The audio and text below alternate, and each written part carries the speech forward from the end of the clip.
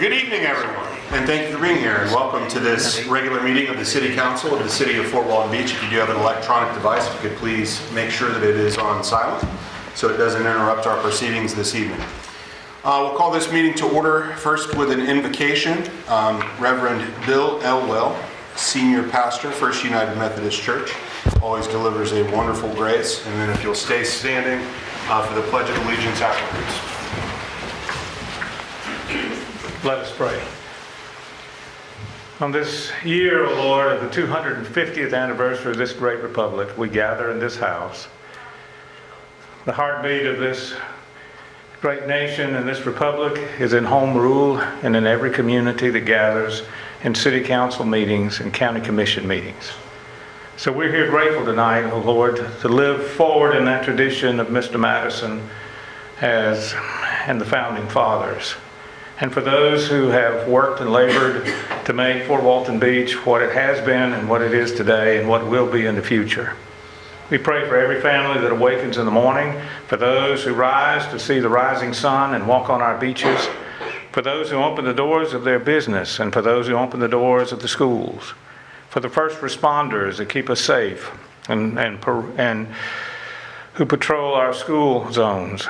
We pray for those who answer the fires when we are asleep, and for those who care for our citizens and those in our area and the medical services of this community. We pray, Lord, your wisdom to be with this city council and with all of us this night, for you have blessed us in many ways because we are living here and because we have an opportunity to make a difference every single day. Bless us all in your holy name. Amen. Amen. Pledge allegiance to the flag of the United States of America and to the republic for which it stands, one nation, under God, indivisible, with liberty and justice for all.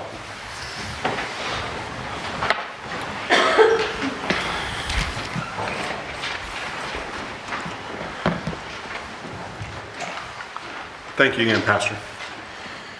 All right, Council, we'll need approval of the agenda. I have a couple amendments to make before we get that motion.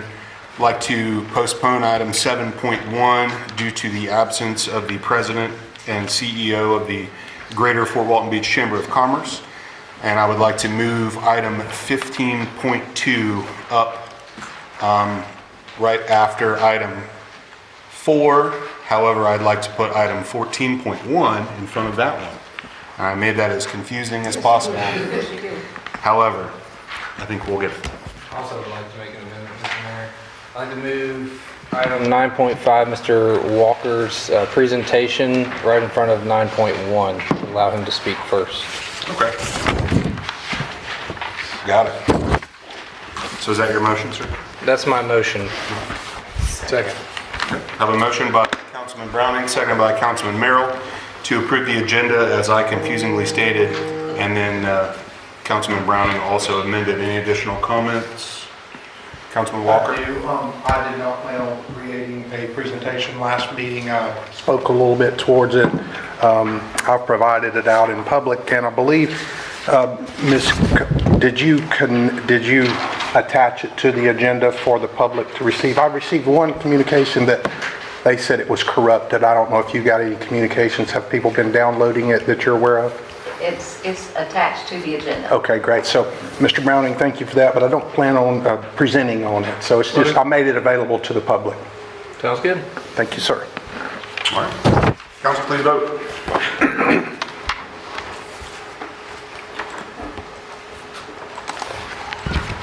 And the agenda passes unanimously, which brings us to proclamations.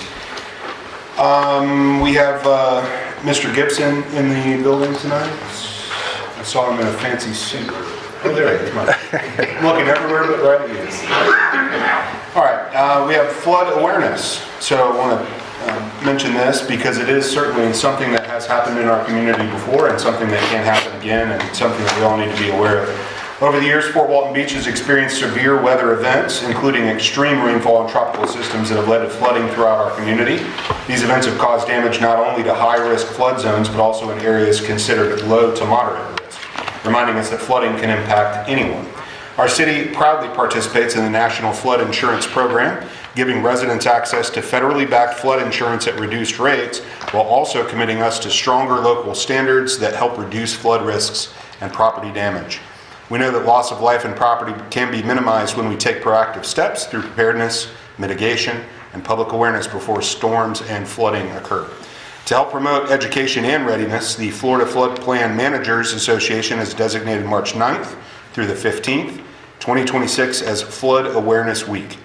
And I encourage all residents of Fort Walton Beach to use this week as an opportunity to learn more about their flood risk, explore flood insurance options, and take steps to better protect their families and properties.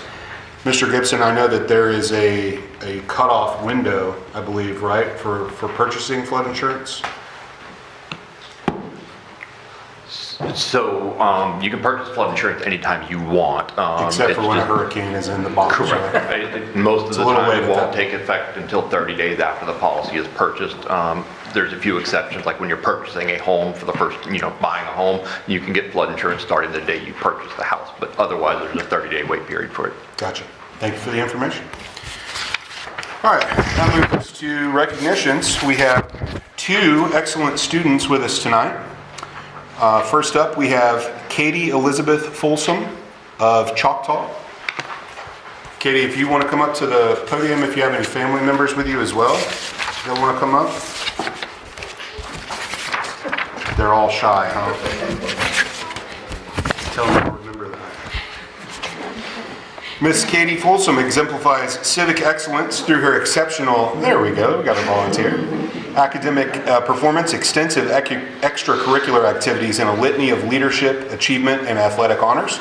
Ranked 12th in her class with a 4.5 weighted GPA, Katie is a student of the dual enrollment, international baccalaureate, and advanced placement programs. Her academic awards include the Ann T. Mitchell Award and the AIM High Flight Academy Scholarship. Katie's extracurriculars include President of the National Honor Society, as well as memberships in the Interclub Council and Fellowship of Christian Athletes. Katie's athletic achievements include being named captain of the girls' flag football team and weightlifting team. And she won the 2025 district championship in weightlifting. Nice. Congratulations. That's awesome. And Katie, where do you plan on continuing your education, if anywhere? I have a lot of different options right now. My top two are probably UMiami and UF. Nice. Very cool. Congratulations on this. And if you'll come up here with us, we want to get a picture with you. If you can, Okay. you and I guess is that your little sister there? Yeah. You guys want to get up? And if everybody on the council can stand up for our picture, they look so much better when we stand up. And if you want to hold this, Squeeze in. that's for you. Squeeze in. We got to squeeze in. There we go.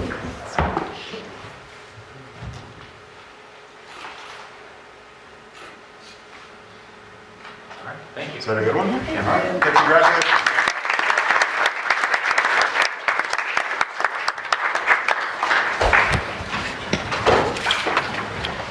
All right, and one more fantastic student in our area, Alberto Gonzalez Marin. Is that correct?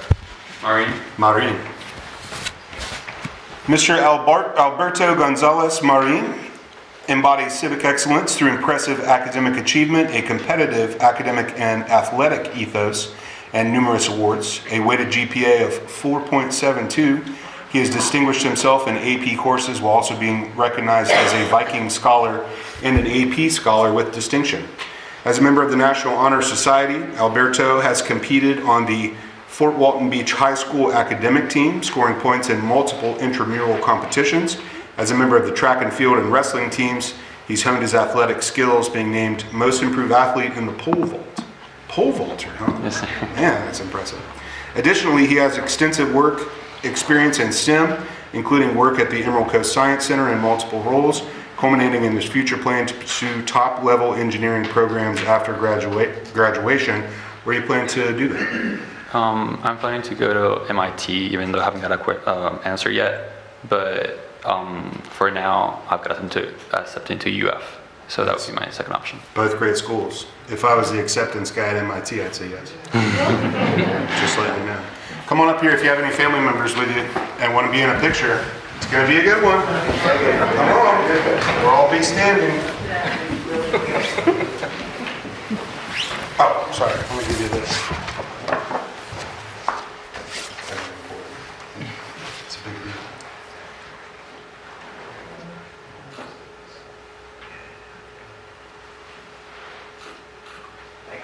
Congratulations.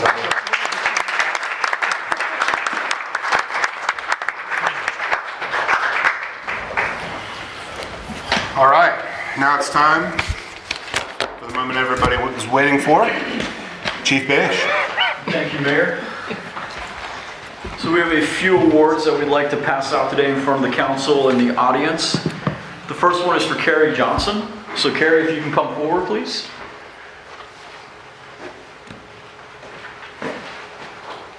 I'd like to present you this, Carrie. You can look at Devin and then I will. So also Carrie Johnson's been in our community policing unit for about 5 years. Normally it's a 4-year assignment. He did such an outstanding job, we left him in community policing for an extra year.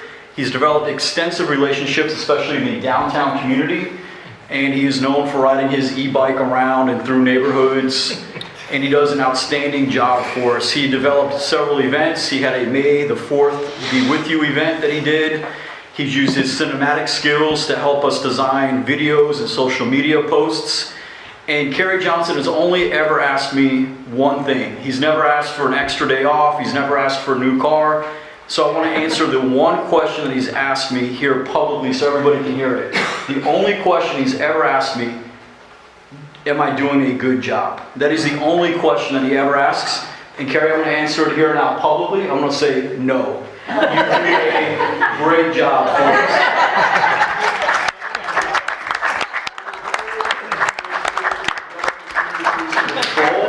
In passing on those connections and those engagement skills to other officers on patrol now. And we thank you for everything you've done in community policing, and we're looking forward to that next chapter in your policing career with the department. So thank you, Carrie.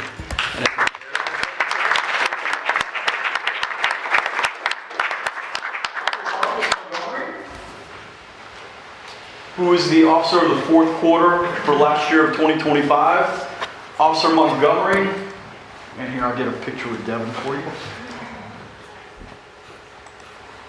So Officer Montgomery came across a person that was in need.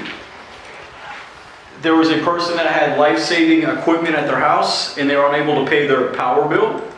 So Officer Montgomery went through several nonprofits and was able to find somebody that could assist them with their utility payments, but then also took the additional step to contact FP&L because FP&L was not aware that they had life-saving equipment within their house. And that way they could be put on a list, so if there was something to happen in the future, FP&L would be aware of the condition of the person in the house. So this is something that was definitely above and beyond a normal police response. And we'd like to commend you for that activity and for what you did in our community, making that positive impact. So thank you, Officer Montgomery. Thank you.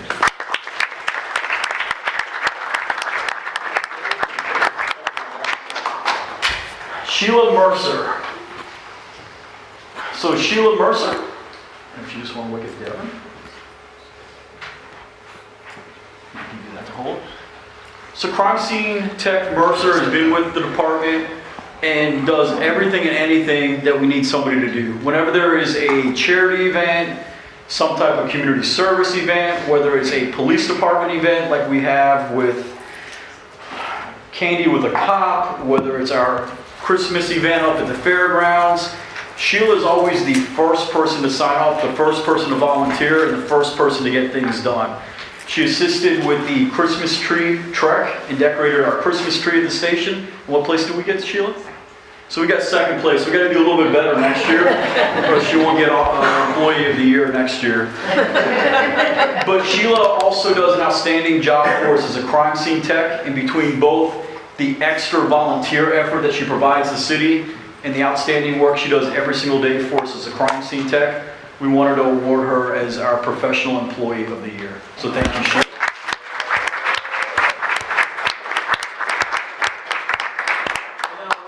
Goes to Detective Lindsay Twitty. So Detective Twitty actually thought it was better somewhere else, and he left us for a little short period of time and went to Pensacola. But then he came back because he realized just how great Fort Walton Beach was. And since he's come back, he's excelled at everything he has done for us. There was an issue at the end of 2024 that if you lived in the south end of the city or out on Okaloosa Island, you probably lost power for several hours, maybe half a day. There was somebody that went to the power substation and did some vandalism in the power substation. We were able to locate a single item and pull DNA evidence off the single item.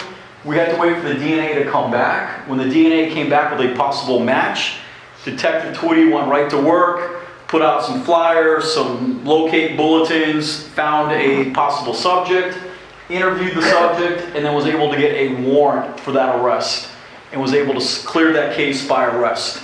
So that was probably the biggest case that Officer Twitty did, but every single day he comes to work and truly wants to make a positive impact in our local community, and he solves and closes cases every single day and brings justice to the victims in the city of Fort Walton Beach. So Detective Twitty, I'd like to thank you for that.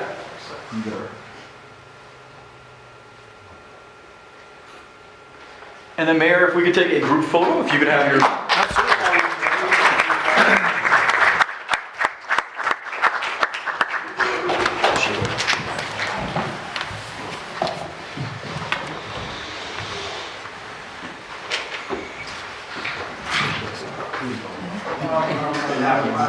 Okay. Looking good. 1, 2, 3. All right, one more. 1, 2, 3. Thanks. Congratulations.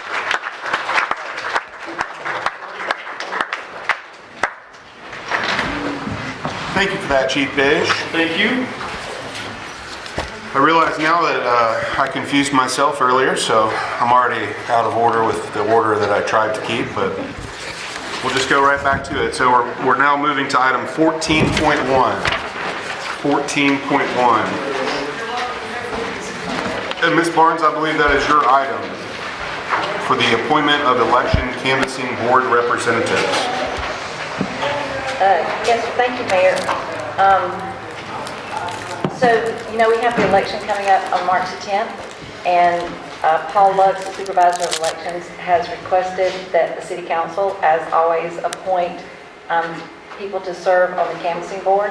So in previous years, the council has appointed the city clerk and city council member to be the representatives, but then also an alternate member.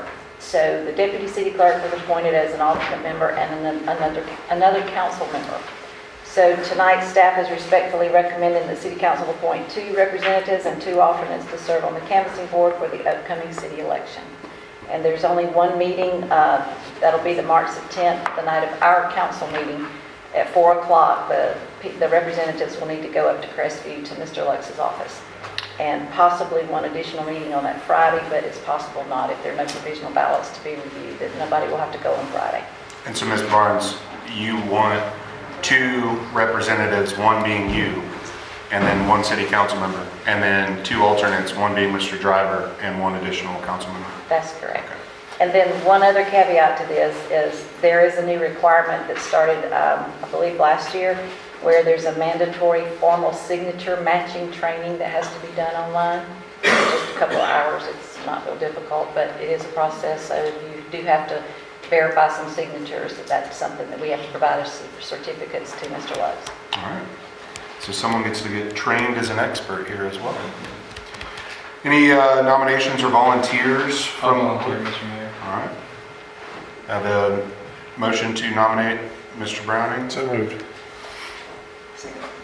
All right. Motion by Councilman Jeter, seconded by Councilwoman DeBerry to nominate Mr. Browning and Ms. Barnes as our representatives. Before we will move to another motion for alternates. Any additional comments? Thank you, Mr. Browning. Council, please vote.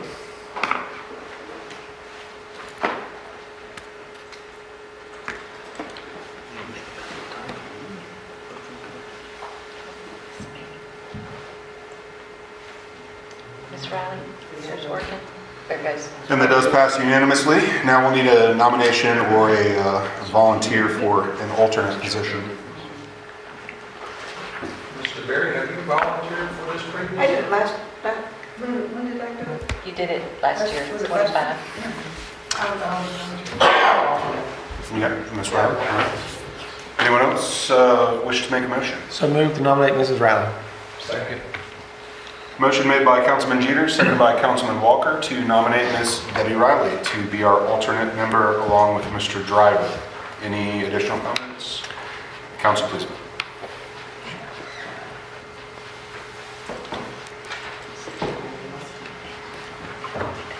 All right, check 14 more off the list. That brings us to item 15.2. Medical, dental, vision, and life insurance, Mr. Mattingly. So while he sets up, I just wanted to remind council that this was kind of one of the things that I was tasked with, probably started discussions when we were doing the interviews, but there was comments to the effect that the previous HR director and PRM may have had some kind of relationship outside of work, so there was never competitively bid because nobody thought they could ever win the contract, whatever. Don't know, don't care, so as instructed, Derek's put together this presentation, and you'll be able to choose your poison. And those are allegations, alleged. Sure, better terminology, thank you. Thank you, Jason. Mayor and Council, it's nice to be in front of you today. Whereas not as exciting perhaps as all the police department things earlier, I'm here to give you a brief overview of our insurance program and make a recommendation on how to proceed for the upcoming plan years. So the city is a member of Public Risk Management's Group Health Trust, or PRM. PRM is a public sector risk pool founded in 1989, currently inclusive of over 60 similar government entities throughout the state of Florida, including the city of Gulf Breeze, city of Milton, and city of Marianna. The risk pool is designed to spread healthcare costs among participating government entities rather than relying on commercial insurance markets. Currently, the pool has over 8,700 participants, not including dependents. PRM is governed by bylaws similar to the city's charter. The board of directors is comprised of one member from each entity. Each member has one vote, similar to the council.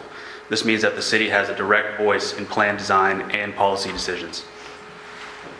The program is self-insured with fixed, all-inclusive rates that already incorporate administration and stop-loss/reinsurance, which protect the pool against catastrophic claims and costs associated with chronic conditions.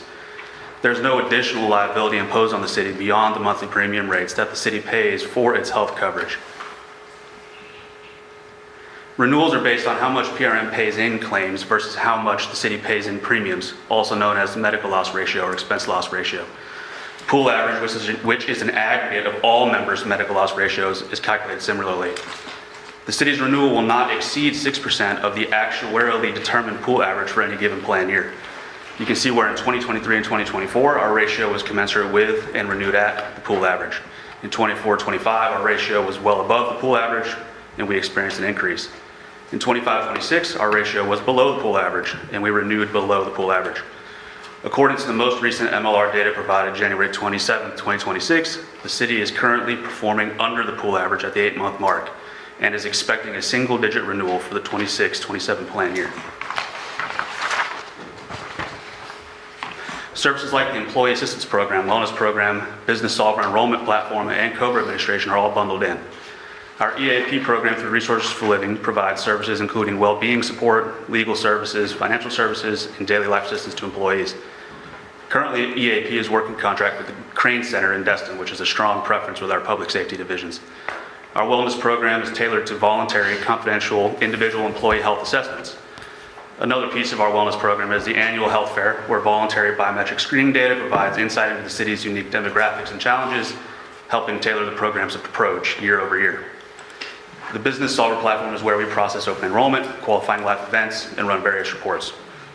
Additionally, the PRM team is knowledgeable, reliable, and responsive. PRM offers 11 custom medical plans using the Florida Blue Network, which gives our employees and retirees strong local provider access, including urgent care centers, primary care groups, and specialists. Other networks may send participants further away for similar treatments to stay in network, leading to higher costs for members if preferring to stay local out of network, or require referrals, which often lead to increased wait times. PRM also provides access to over 400 prescriptions not covered in the commercial market to fully insured carriers. Changing this may lead to patients either paying full retail price for medications they already take or having to switch to alternative treatments if available. program currently covers 272 employees, 390 dependents, and a number of retirees in some form or fashion. For example, under our medical low plan, we have 167 participants, 123 under the employee only, 20 with children, 11 with spouse, 13 with family. Under our medical high plan, we have 70 participants, 31 employee only, 16 with children, 12 with spouse, and 11 with family. And on the retiree side, we currently have 18 medical participants, 77 dental, 21 vision, and 89 life policies. Any change would have an impact on all groups, not just active employees. Medical benefits were most recently put out to bid in May of 2024, with a 2-year agreement through September 2026, and 3 one-year extensions available upon mutual agreement, which could take us as far as 2029. Conducting a full RFP would be time and resource intensive, with no guarantee of better results. If an RFP resulted in carrier transition, employees, dependents, and retirees would need to be moved to new plans and carriers under compressed timelines, requiring extensive employee communication, new system implementation, retiree coordination, also likely affecting current retirees' pension distributions.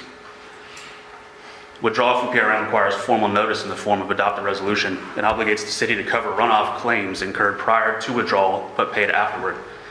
These costs are unpredictable and difficult to budget and may have an impact on compliance with the city's charter expenditure limitations. Council has several options, including shifting costs or pursuing an RFP, but each introduces additional risk or disruption. If the intent is to lower the city's contribution, employee contributions could be recalculated or increased, for example. Instead of continuing with a free low plan option, we could shift costs to employees. For example, the currently 123 participants are at $796 per month for a year, which equals $1,174,896. $696 per month instead equals $1,027,296. $100 per month for employees would equate to roughly $147,600 in savings to the city, annualized in this example.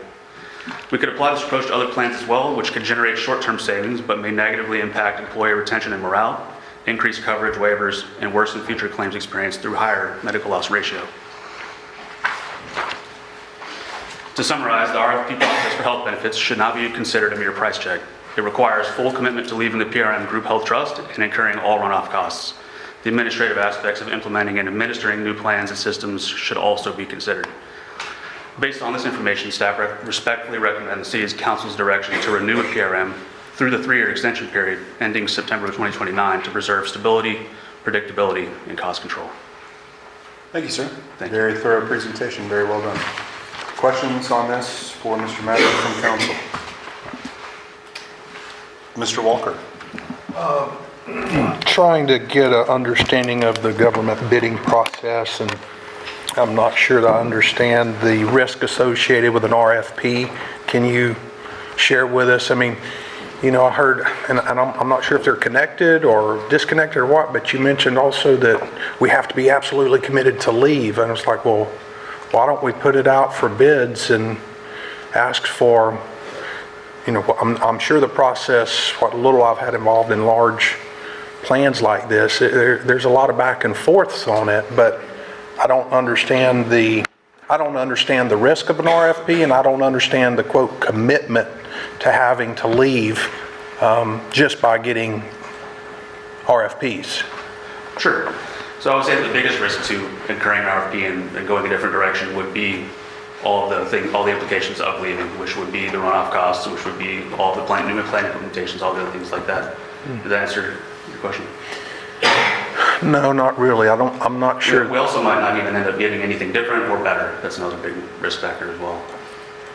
Yeah, but I mean, not getting anything better, I'm not sure that that's a risk. It's just, you know, competition's great. I think when, and I don't remember Mr. Reeves, when he was here in the interim city manager, I know that there had been a quote provided to the city. There was discussion of the limit cap on spending, and my recollection, best way I can describe it is when and I'm not saying it was these guys necessarily, I'm assuming it was, but like magic, they came back and reduced a 10% increase down to 3% increase. So there was a considerable savings there. So sometimes just the threat of or the acknowledgement that it may go elsewhere if it's not competitively bid makes sense to me. The other stuff doesn't make sense to me. Get a bid, make it competitive, and if someone wins out and all of the risk that you've talked about here, the cost of leaving, administration, those are all on a scoring board, if you will. Yes, yes, no, no, yes, stay, go. It's a process that, I think is probably worthy of going through. I mean, I think these health insurance costs are a considerable part of the budget. And if you can save by competitive bidding 3, 5, 7%, 10%, I don't know what it could be. I just still don't understand the risk of putting it out there for a bid. Okay. Mr. Manley, I know you included those numbers and whatnot in your presentation, correct? I think that's kind of what clarification he's looking for. I know you just briefly said the headlines again, but...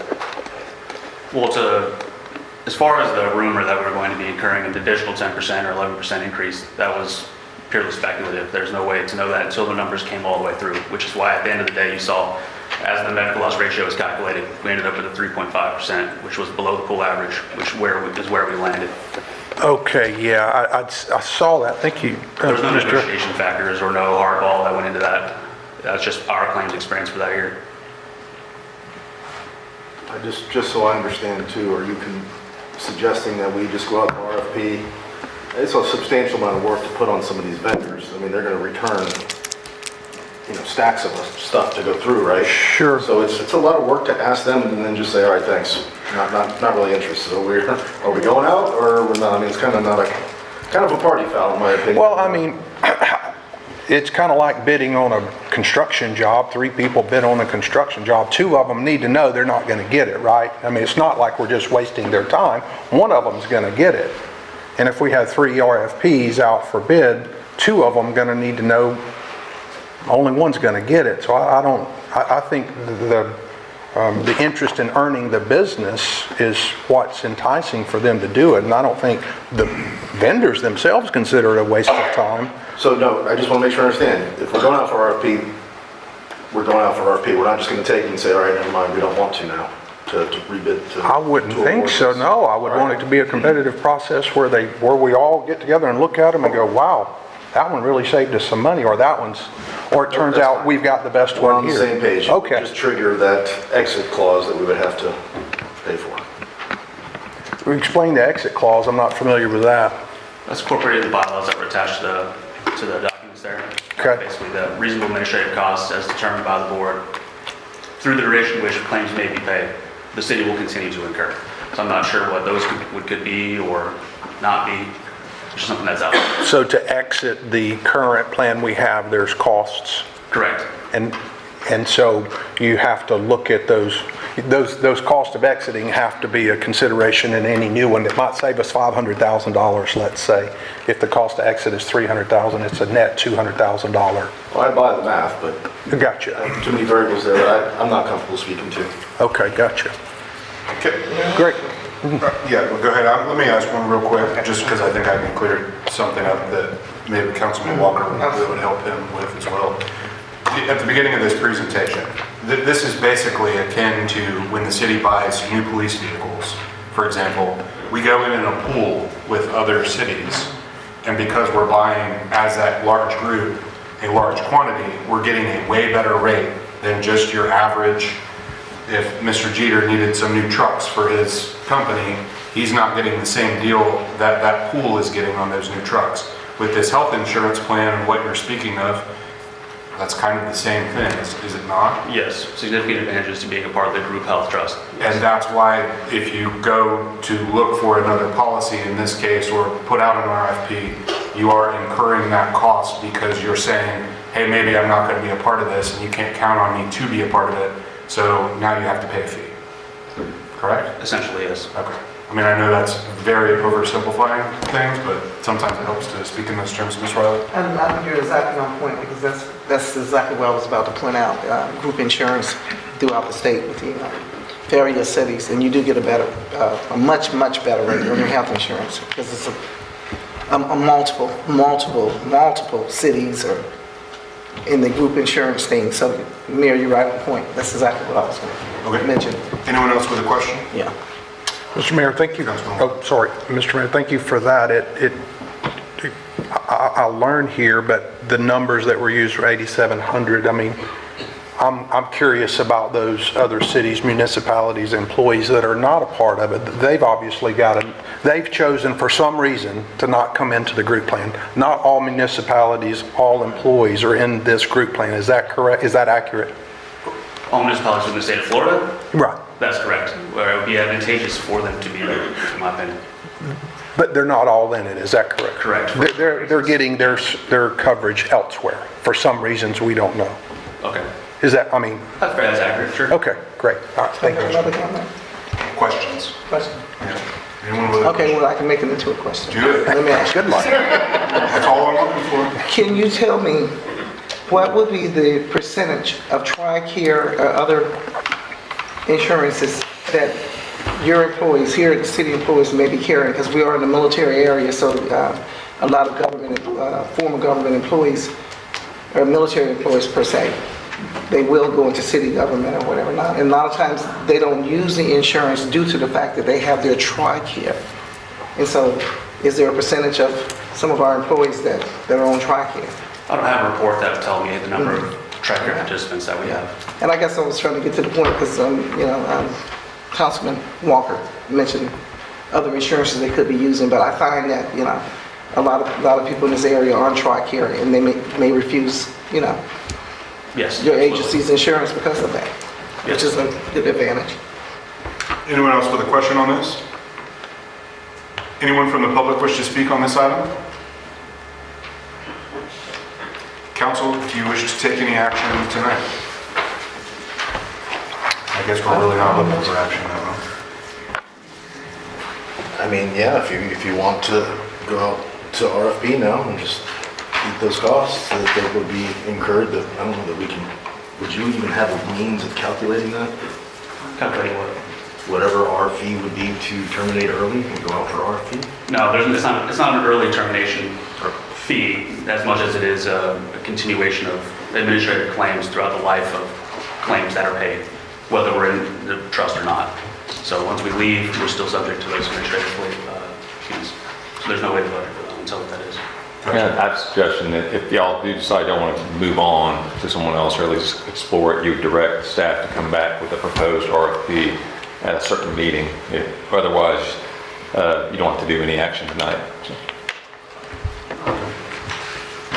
Mr. Mayor, I move that the city remain with the Public Risk Management Group Health Trust for the upcoming planned year and reevaluate long-term options following the next renewal cycle. I second. Motion from Councilman Browning, seconded by Councilwoman Riley to stay in the program and then explore options once the program is set to expire. Any additional comments? Yes, sir. Mr. Schmidt. Getting ready to ask a question right with Mr. Browning motion. Can I ask a quick question, Mr. Mayor? All right. By going and getting an RFP that Mr. Burns mentioned just now, that doesn't entitle us to exit or get out, correct? And just explore other options? Well, I was suggesting if y'all did want to explore it, they would come back with a proposed RFP. Once y'all decide to issue a new RFP, I would have to look at the exact language. If that's is that triggering to your knowledge? Is that part of the contract with PRM? That with this mere act of going out to an RFP under the contract, Well, they would want to bid, right? They would want to bid, but But it that doesn't also exit. I don't think it would be an automatic exit. No. So the reason why I'm framing that question is I lean more towards just I like exploring, which doesn't entitle us to get out. We get options back and, it doesn't meet the rates or the standards where we're currently at. Let's keep trucking where we're at. That was what the question was pitched for. I think I got the answer. Councilman Walker. And I was kind of along that line as well. Mr. Browning made a motion, and I know that's there, but not knowing, I mean, we can do two things. We can motion and pass that and then still ask staff to come back with a proposed RFP. So I always feel like when we get to these things, the couple of times that I've been involved with it, it always seems like the defeating objection is that we don't have enough time. We just didn't have enough time. Oh, it's so big, we didn't have enough time. So going on with that motion and voting on it, I don't know if it can be, if it would even be a motion that would have to follow other than just requesting staff to come back to us as Mr. Burns had recommended, come back and let us start looking at that. So at the end of this period, when is it up for renewal?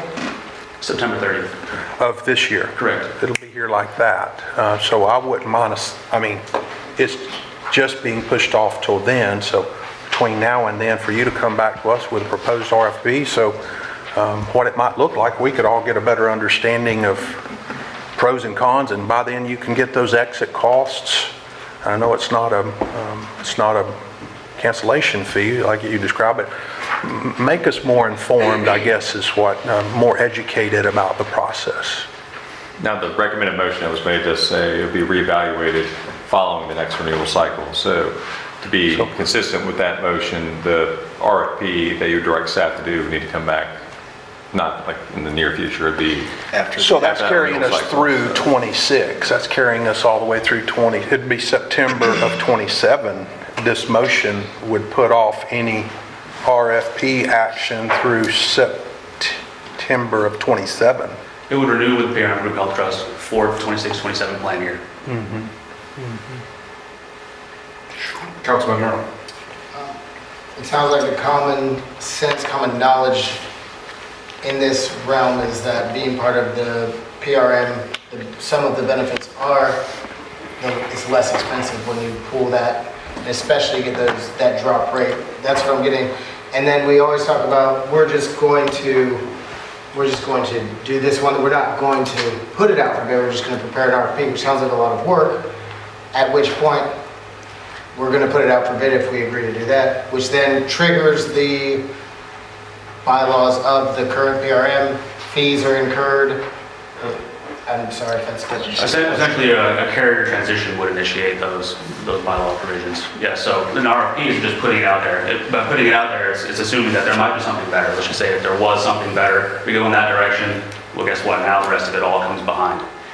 To clarify, just putting out the RFP won't trigger that. It would be once you pick someone else and start negotiating with them, that'd be the trigger period. Gotcha. All right, anyone else wish to speak on the motion? Councilman Schmidt? Yeah, thanks for clarifying that, Mr. Burns. And that was kind of what my question was couched about, was exploring without triggering an exit, without triggering the cost. Yes, I'm sensitive to staff's time, but I won't be supporting this because I like exploring options. And through this exploration process, we can still stick with PRM. That's my comment, Mr. I think that's a bad play long term though, and here's why I say that.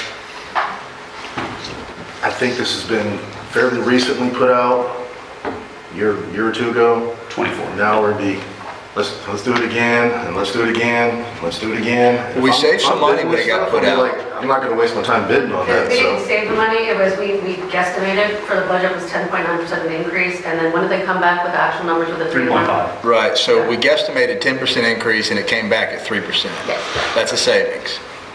Based on our claims experience throughout the plan year. Right.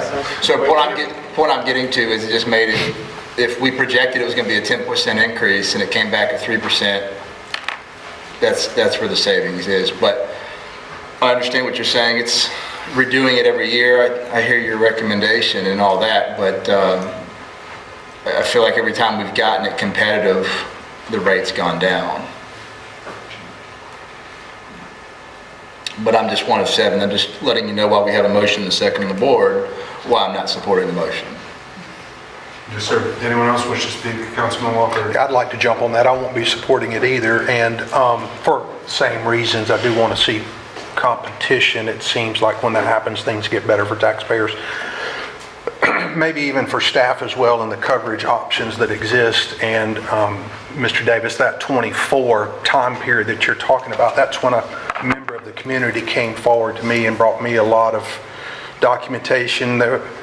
Well before my time, there used to be a process of bidding that was welcoming and inviting. This is all one-sided that I'm hearing from the person in the community, right?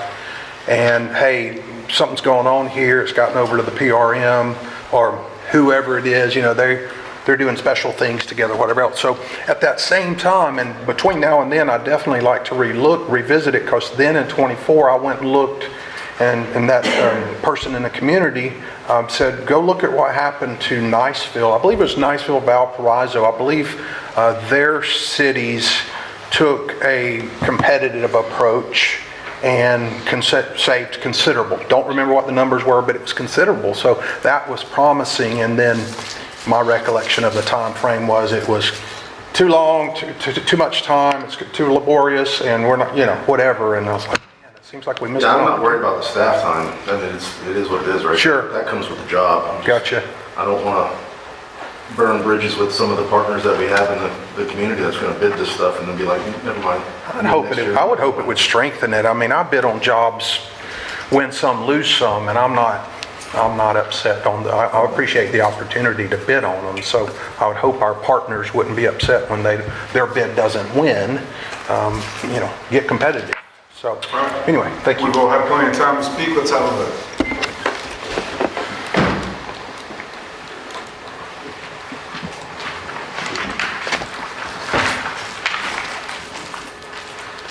The TVs have gone black, but the motion does pass. 4-3. Thank you. Thank you, Mr. Madeline. Appreciate that information. All right. I know we're jumping all over the place here, but we're now back to 7 presentations. And we're on 7.2, the North Coast Fitness Foundation. Miss Wendy Rudman is here, Community Outreach Coordinator. Thank you for being here. Hi, thanks for listening to me tonight. The normal person that speaks to you is Kathy, and she's having a granddaughter born today. So I am here instead. I've worked for the foundation for 8 years and been involved intimately with every aspect of the pools.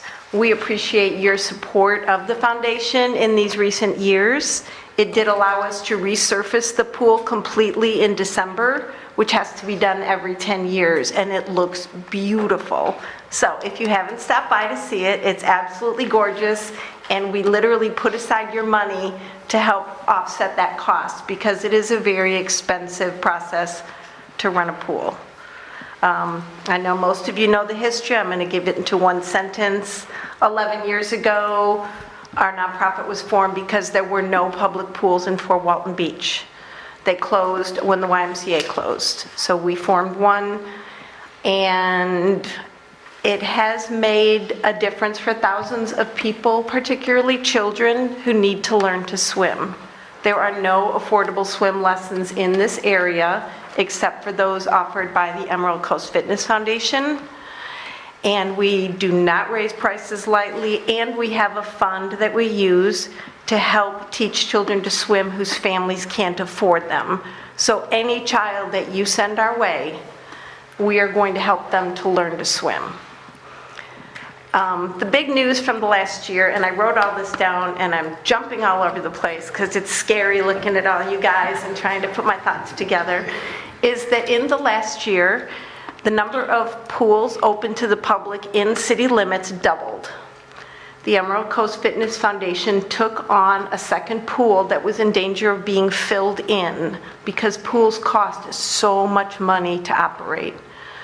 Our budget every year is about $1 million, and it costs us that much just to keep pools going in this area. I believe the city had a chance to take over the Bernie, the pool off of Lewis Turner, when it closed 11 years ago, and it was too, I'm guessing it was too expensive. It's a huge investment, but those of us who run the pools believe it's worth every penny. Back to the second pool. It is on Holmes Boulevard, and we opened it so that we could teach children with special needs how to be safe around water. Children who are on the spectrum drown at 160 times the rate of typical children, and it is the leading cause of death for typical children. So if you figure that you have a child who is functioning normally and needs to learn how to swim, we're there for you. Our lessons are $60 for 4 lessons, which is, I think, pretty cheap in this part of the universe, or probably in any part of the universe. We charge the same thing for our adaptive families. We want children that can't walk, that can't talk, that can't follow directions to be safer on water, because drowning is such a danger for all children. And a number of adults also don't know how to swim. I'm not going to call any of you out, but I do go up to parents in the bleachers and ask them if they know how to swim, because so many adults also don't feel safe in the water. And if a child goes in the water and gets into trouble, who's going to go in and save them? Their parents, whether or not they can swim. So I'm rambling, which I'm really good at, but I'm really passionate about what I do, and everyone that works there is. We also serve, I think, 11 middle schools, 7 high schools. We have aquasizers, hundreds and hundreds of aquasizers a year. I believe we have one in our midst, staring back at me really friendly right now. So she is in our pool like 5 days a week. That's hundreds of aquasizers. Those are senior citizens. Some of them are in their 90s, and this is their primary social outlet. Maybe not for one of your members who may be a little more social, but for a lot of people, when you get older, your world gets really small. And this is something that they can do every day of the week. And they will see the same people, the same guards, the same friends. And these friends go celebrate their birthdays, go to their funerals. It keeps people living and vibrant and part of the community. We also have lap swim. We serve the military through various programs. We have triathlon programs to teach people how to swim for triathlons. We invite families in, and again, if you can't afford it, we're going to help you.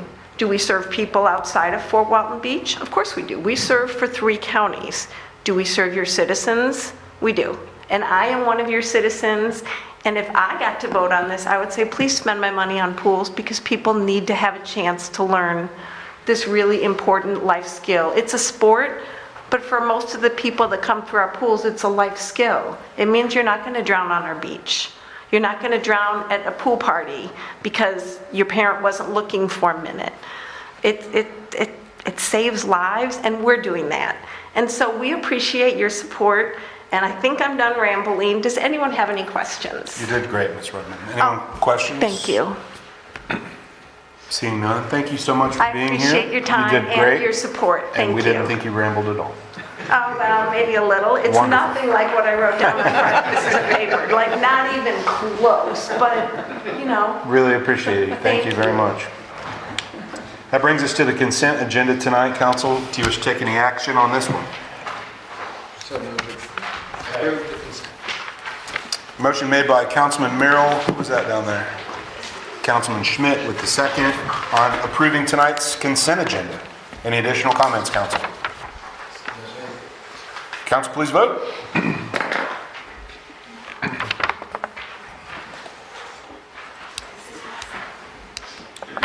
Does pass unanimously. Brings us to mayor and council comments. We start as per Mr. Browning tonight with Mr. Walker, even though he doesn't have a presentation. Oh, okay, yeah. No presentation. You still get to start. No presentation. No presentation. And no comments? Oh, no, not at all. Gotcha. Councilman Jeter. Yes, sir. We had a TEDC meeting this morning, and it was incredible. A lot of times when I go to those, I come here just filled with excitement and positivity about all the great things that go on in our community, and just wanted to update some people on some more of those. The SS United States will be the largest offshore diving reef, hopefully here in a few months. I've talked about it a lot in here. It's been many, many years, but a really cool number that we track there is called earned media, not so much paid media that we paid to advertise for, that kind of stuff. This is earned media, articles that people all across the world are writing, and they estimated this morning that over $300 million worth of paid advertising that we have not paid for. We have earned that much advertising just on our community and all the great things that we're doing. We're doing a lot of stuff out there at the fairgrounds. I was not a part of it being sold years ago. It was before I got on this board. But man, they're doing some incredible stuff out there. So thank you to the people that were on this board prior that did sell that to the county, because they have a little bit bigger budget than we do. And they are doing some really cool stuff out there right next to the golf course where we're doing some really cool stuff. So there was also, tying the two together, there was some discussion this morning about how many, many years ago, I'm sure some of us in this room remember, That was just the northwest side of town, and we went out there when the fair was here and the event was there, and that now everything that Mr. Odom has done out there with the hotels and some of the tourism that he's attracting out there, some of the things that Jacob has done at the golf course and all the tourism that Trackman or other things have attracted out there. And now we're going to have this incredible facility in the coming years that the county is doing over there at the now Rigdon Center. It's just really cool and positive and upbeat on all the wonderful things that we are getting paid for by the tourists that come here and visit, but all of us residents get to see, touch, and feel and use on a yearly basis. So just really cool. If anybody ever has a chance, I know Ms. Gloria's been there a few times, if you ever have a chance to go to those meetings, it's incredible, all the cool, positive, fun stuff that goes on in our community, on top of all the funds that are used for public safety. So our lifeguards on the beach, whether it's Destin or Okaloosa Island, all the benefits that we get to use that are paid for by TDC, all the lifeguards that are on the beach, and just really cool. So if you have a chance to get involved or go to one of the TD meetings, it's really positive and encouraging and exciting. It's not so much, not that we always argue here on this board, but there's just a lot of positive stuff there. So get involved and see it, cool stuff up here in 2 or 3 months. You'll see it all on TV. There's a lot of big news stations coming to town in April for this deployment of this SS United States. Good stuff. Thank you, sir, and thanks for serving on that board, man. You do a great job. Councilman Merrill. I will say it for you. Councilwoman Riley. I just want to thank Ms. Rudman. I'm sorry, I apologize for mispronunciation. Thank you so much for your information that you gave, because I'm one of the adults that cannot swim, but you almost convinced me, because when you said we're saving lives every day. You can call me, I have a car. Get her out there. And our pool, the new pool is 3 feet at one end and 4 feet at the other, so we won't even make you take your feet off the bottom until you're really comfortable. Okay. Stand up. Thank you, Ms. Riley. Councilman Schmidt. Yes, recently we had our Transportation Planning Organization meeting this past week, and for those that are watching, it's Okaloosa and Walton, based off of the municipal and county representatives from each of those 2 counties, and that's what rack and stacks the priorities for the transportation programs throughout Okaloosa and Walton. Reporting that Around the Mound is still at number 4. Currently, our legislative request that we did with the state is currently funded at $750,000 in the Senate, but they're still within the legislative session. Nothing's guaranteed yet, and hope it doesn't get struck by any kind of veto pen from the governor's office. But continue to reach out to our state delegation, specifically Senator Gates and Senator Trumbull's office, on advocating for that $750,000. That's for the Around the Mound design that would help expedite the program. But the big ask and the big, advocating is going to be worked more through that federal legislation, because that right-of-way construction cost is about $250 million. And we're not getting that in our city budget or the county, but we're going to need city, county, state, federal, Triumph, TDD, everything that we can get, because getting that right-of-way and construction funded by 2028 is going to be the big ask.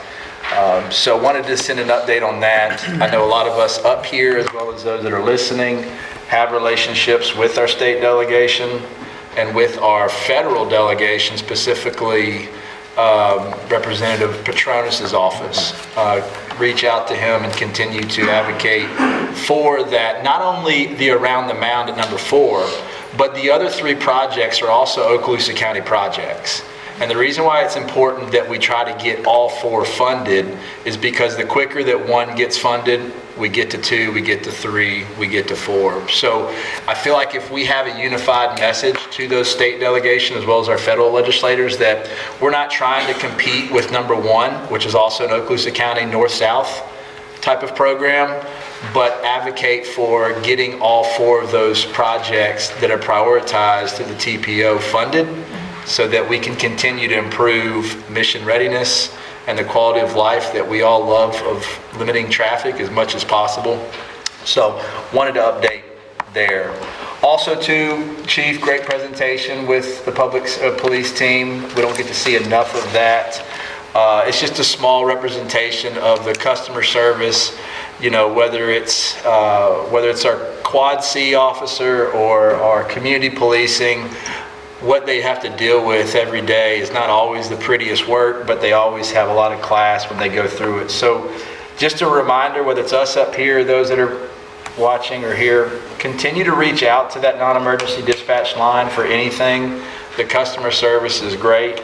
850-833-9546, something that's suspicious at a park, or something that you see at the corner that you don't think should be there, or panhandling, or somebody standing close to an ATM that doesn't need to be there, or just to call them and compliment them. But reach out to them. We got a great team, and they do great things. And if they don't know the information or don't get the information, they're not going to be able to clean up the parks and clean up the streets and those kind of things. But when they do get the information, they respond quickly. That's all I got, Mr. Mayor. Thank you, Councilman, and thank you for your service on that board. You do a great job. Councilman Brown. I'll save it for the end, Mayor. And Councilwoman DeBerry. Yes, I'd like to continue on with the Bernie Pool. I am there, and I started going there many years ago when it was the YMCA. I worked in surgery, ICU, CCU, if I knew his schedule was horrible, I would go there with Dr. Berkman and several others and swim laps. And if I wasn't on call afterwards to get rid of the frustration, I'd either walk the beaches or I'd go there and swim laps. I can't say enough about the pool. I invite people to come there, not just the seniors, but there's so many people that come there, the children, and also the new pool. And do you still have the one in Destin also? Yes, we do. Yes, and how about the one in Crestview? We had to close it, we didn't have city support. Okay, okay. So that's not, I'm just saying the reality. Yeah. We couldn't, we were losing. And also the arc that you referred to, you know, it's only 3 or 4 feet, and that was for the special needs people. And the special needs people is not only children, but older adults, or not even older adults, but people that have difficulty with their health and walking.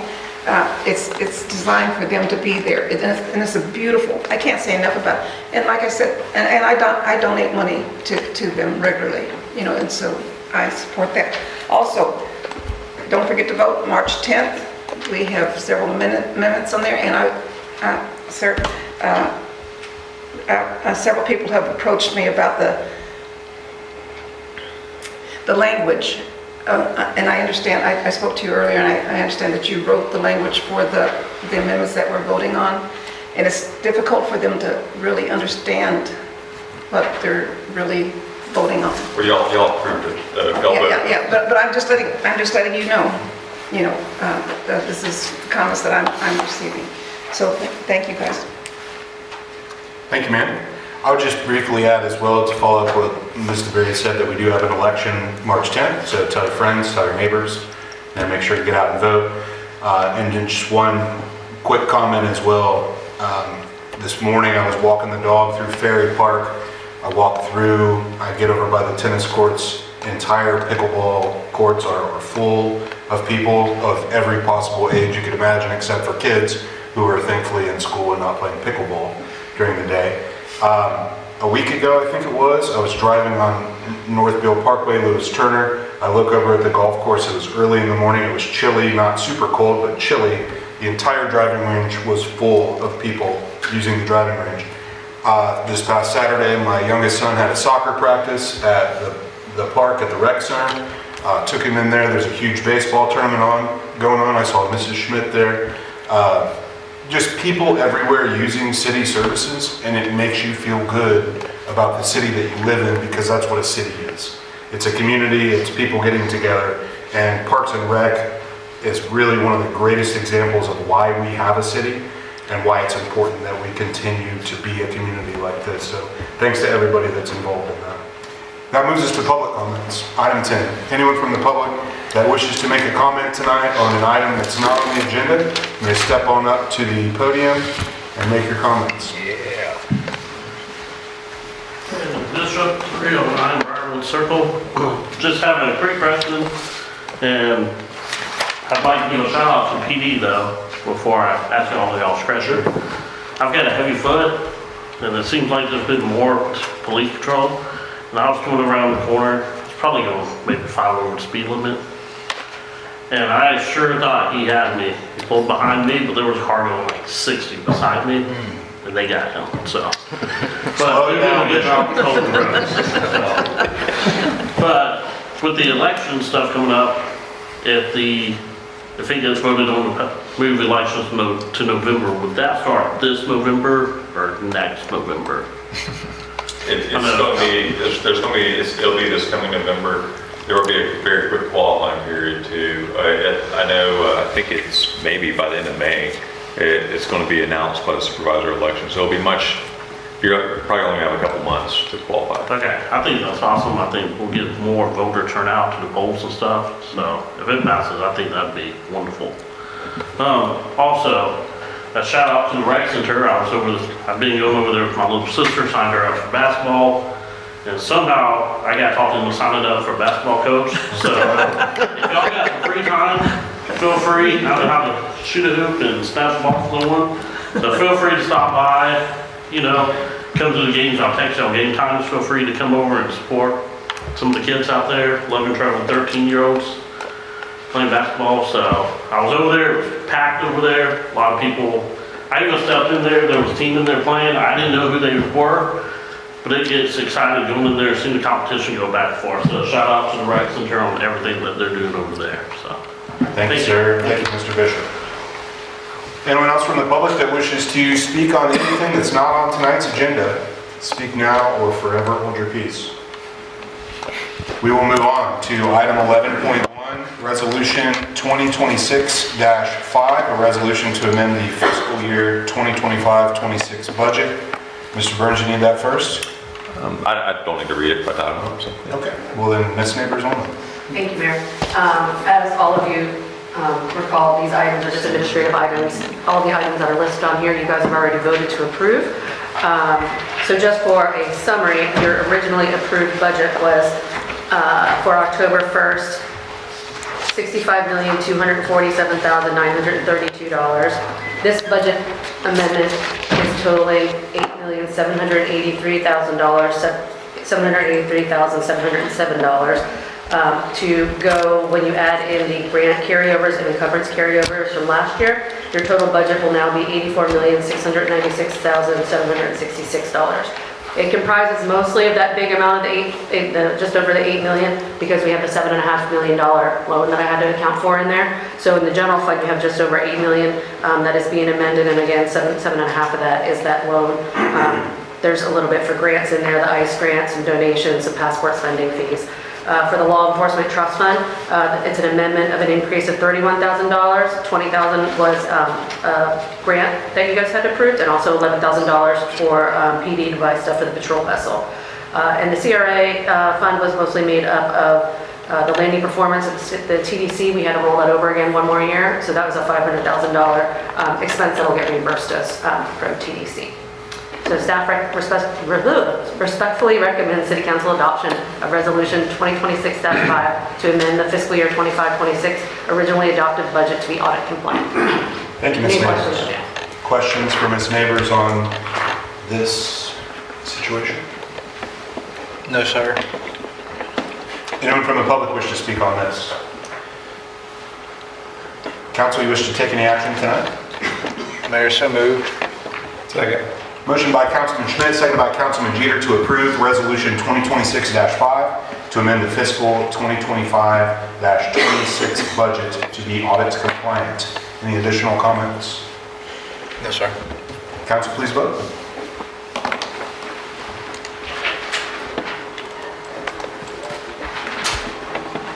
And it does pass 6-1, which moves us to ordinances on first reading. Specifically, Ordinance 2203, an ordinance to vacate a portion of right-of-way on Hollywood Boulevard Southeast. Mr. Burns.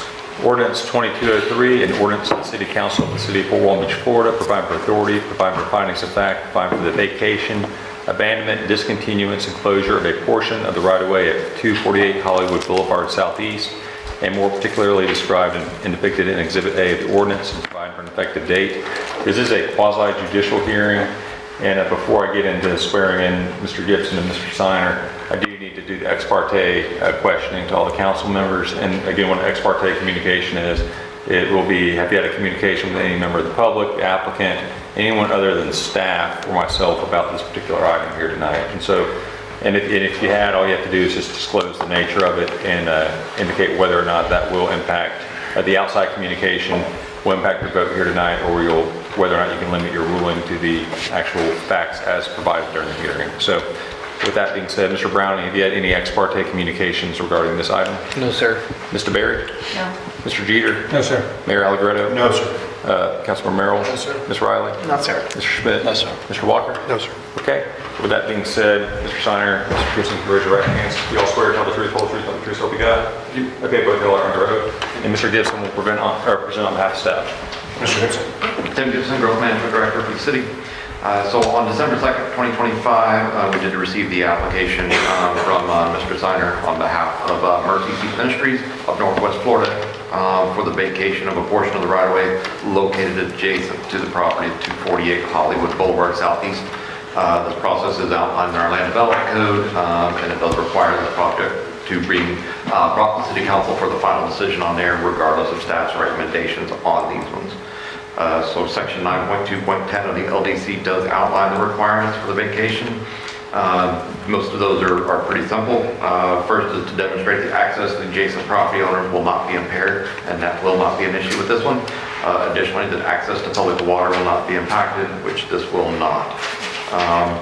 The third one is to demonstrate that there is no public need for the right-of-way easement or plat. The applicant did state on there that the requested portion of right-of-way to vacate currently contains the parking lot for the property. Vacating the right-of-way will allow the parking lot to be within the property and not within the right-of-way. Staff does find that the application for the vacation of the right-of-way does not meet the findings for approval in section 9.2 of the LDC as follows. The principle on here is that the area proposed for vacation must no longer serve a public purpose. The existing right-of-way on Hollywood Boulevard Southeast is an arterial road, and as such, the right-of-way could be used for future multimodal or transportation projects. The proposed vacation of the right-of-way does still serve a public purpose.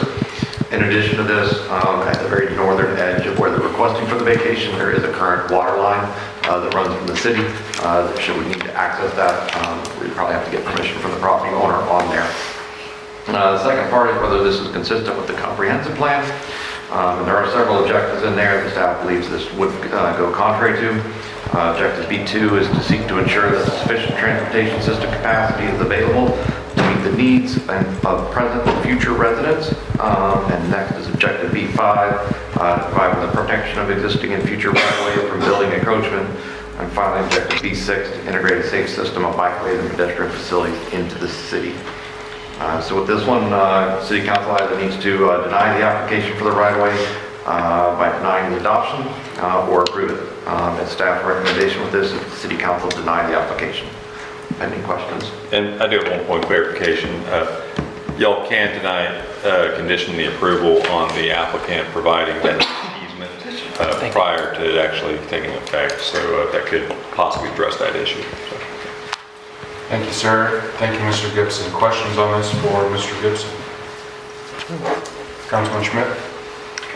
When will this board see any type of design for that Hollywood project that we have funded in this year's budget? You're talking about Hollywood reworking and everything? Yes, sir. Okay.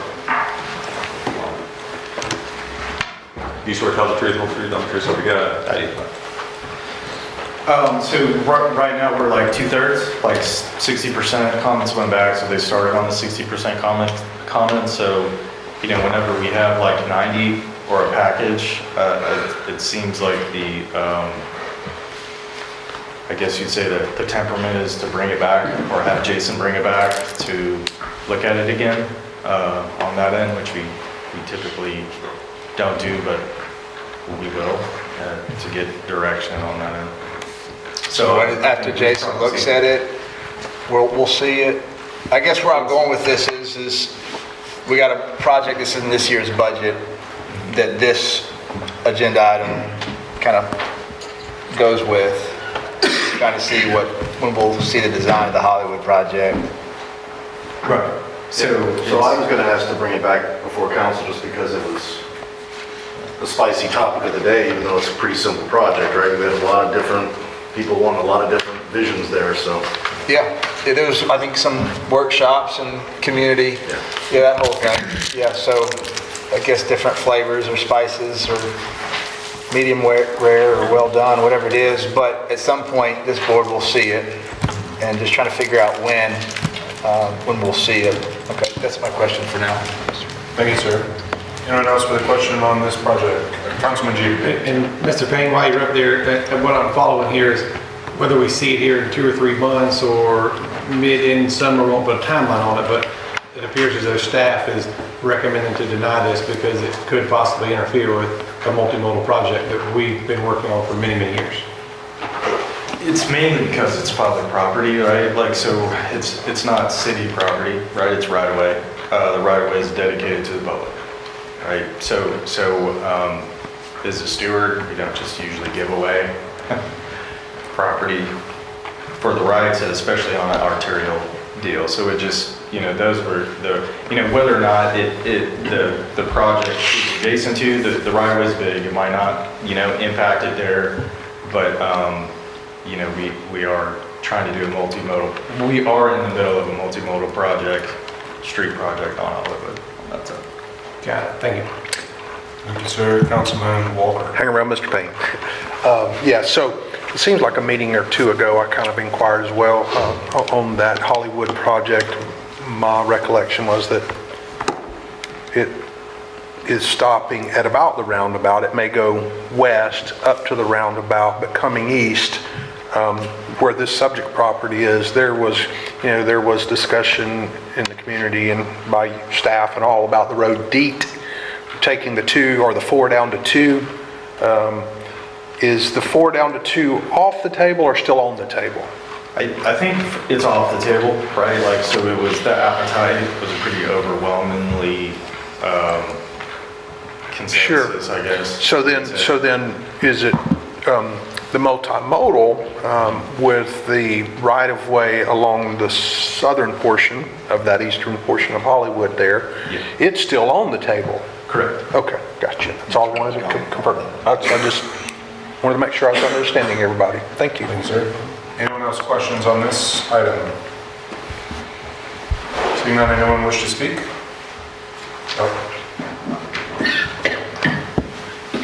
Good evening, my name is Mark Simon, Chuck Engineering. We're the representative for... Get her a water. Yeah. Loading those CPRs. Be a good room. So spicy. Have that happen. No CPR, no CPR. Good deal. Mr. Steiner, please. Like I said, Mark Simon, Choctaw Engineering, representative for the applicant. If you look at the property, it makes sense what we're trying to do. The right-of-way is encumbered with the parking lot. There's probably about 30 to 40 feet of the parking lot that's in the right-of-way. If you look at a right-of-way map, and I don't know if it's in your package, you can look at it, but if you look from Ferry over to Elm Avenue, which Elm is the road to the east of our property, it's about 940 feet. The right-of-way is 135 feet wide. Once you get past Elm Avenue, it narrows up 40 feet, and from there all the way to Bay Drive, it's a lot narrower. Now, there's some discussion about it being an arterial road. I don't necessarily agree with that because an arterial typically is like an Eglin Parkway, a Beale Parkway, or something like that. Now, granted, this is kind of unusual because Hollywood Boulevard, as we all know, is a 4-lane section with a divided median. It's huge, but it only handles about average 4,000 cars per day per DOT. Now, to give you some kind of context, Memorial Parkway is about 5,000, Hughes Avenue is about 4,800. Those 2 roads are 2-lane roads, smaller right-of-way, and they handle more traffic every single day based off the DOT counts. This section of Hollywood Boulevard really is kind of maxed out. That whole area of town is pretty much all developed as single-family residential for the most part, except for this portion that's closer to Hollywood Boulevard. You have a kind of smattering of commercial developments similar to this. If you look at the DOT numbers, since 2014 to 2024, it's only gone up from 3,800 vehicles per day to 4,000 vehicles per day. So you're really not getting a huge increase in the number of trips, on that trip. And you were talking earlier about reducing it to 2 lanes. You probably could, and it wouldn't affect, the capacity of the roadway to handle the traffic that's out there right now.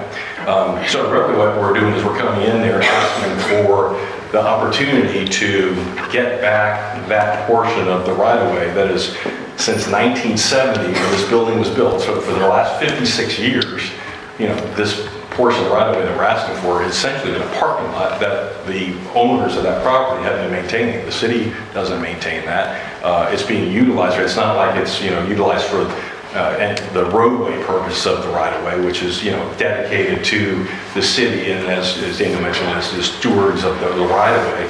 Now we understand that there are some utilities that might be in the area that we're asking to have vacated. We'd be more than willing to give an easement to the city to maintain and keep those the utilities and keep them active and be able to have access to get to them and stuff like that. But for all intents and purposes, this area that we're asking for is essentially property that for the last 56 years is being utilized, maintained, and as a functioning as a part of the building that's on this property.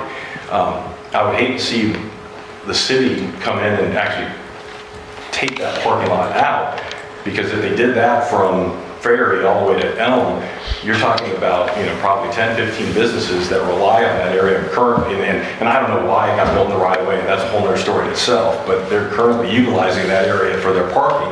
You would essentially make much of those businesses, defunct or obsolete because of the fact that they just won't have the parking. So that's the main purpose of this. It's not to increase density, to build a bigger project or anything like that. It's just really to take back control over the area that they've been, for like I said, for the past 56 years, maintaining and operating their business on. Thank you, sir. Questions for Mr. Steiner, Mr. Jeter?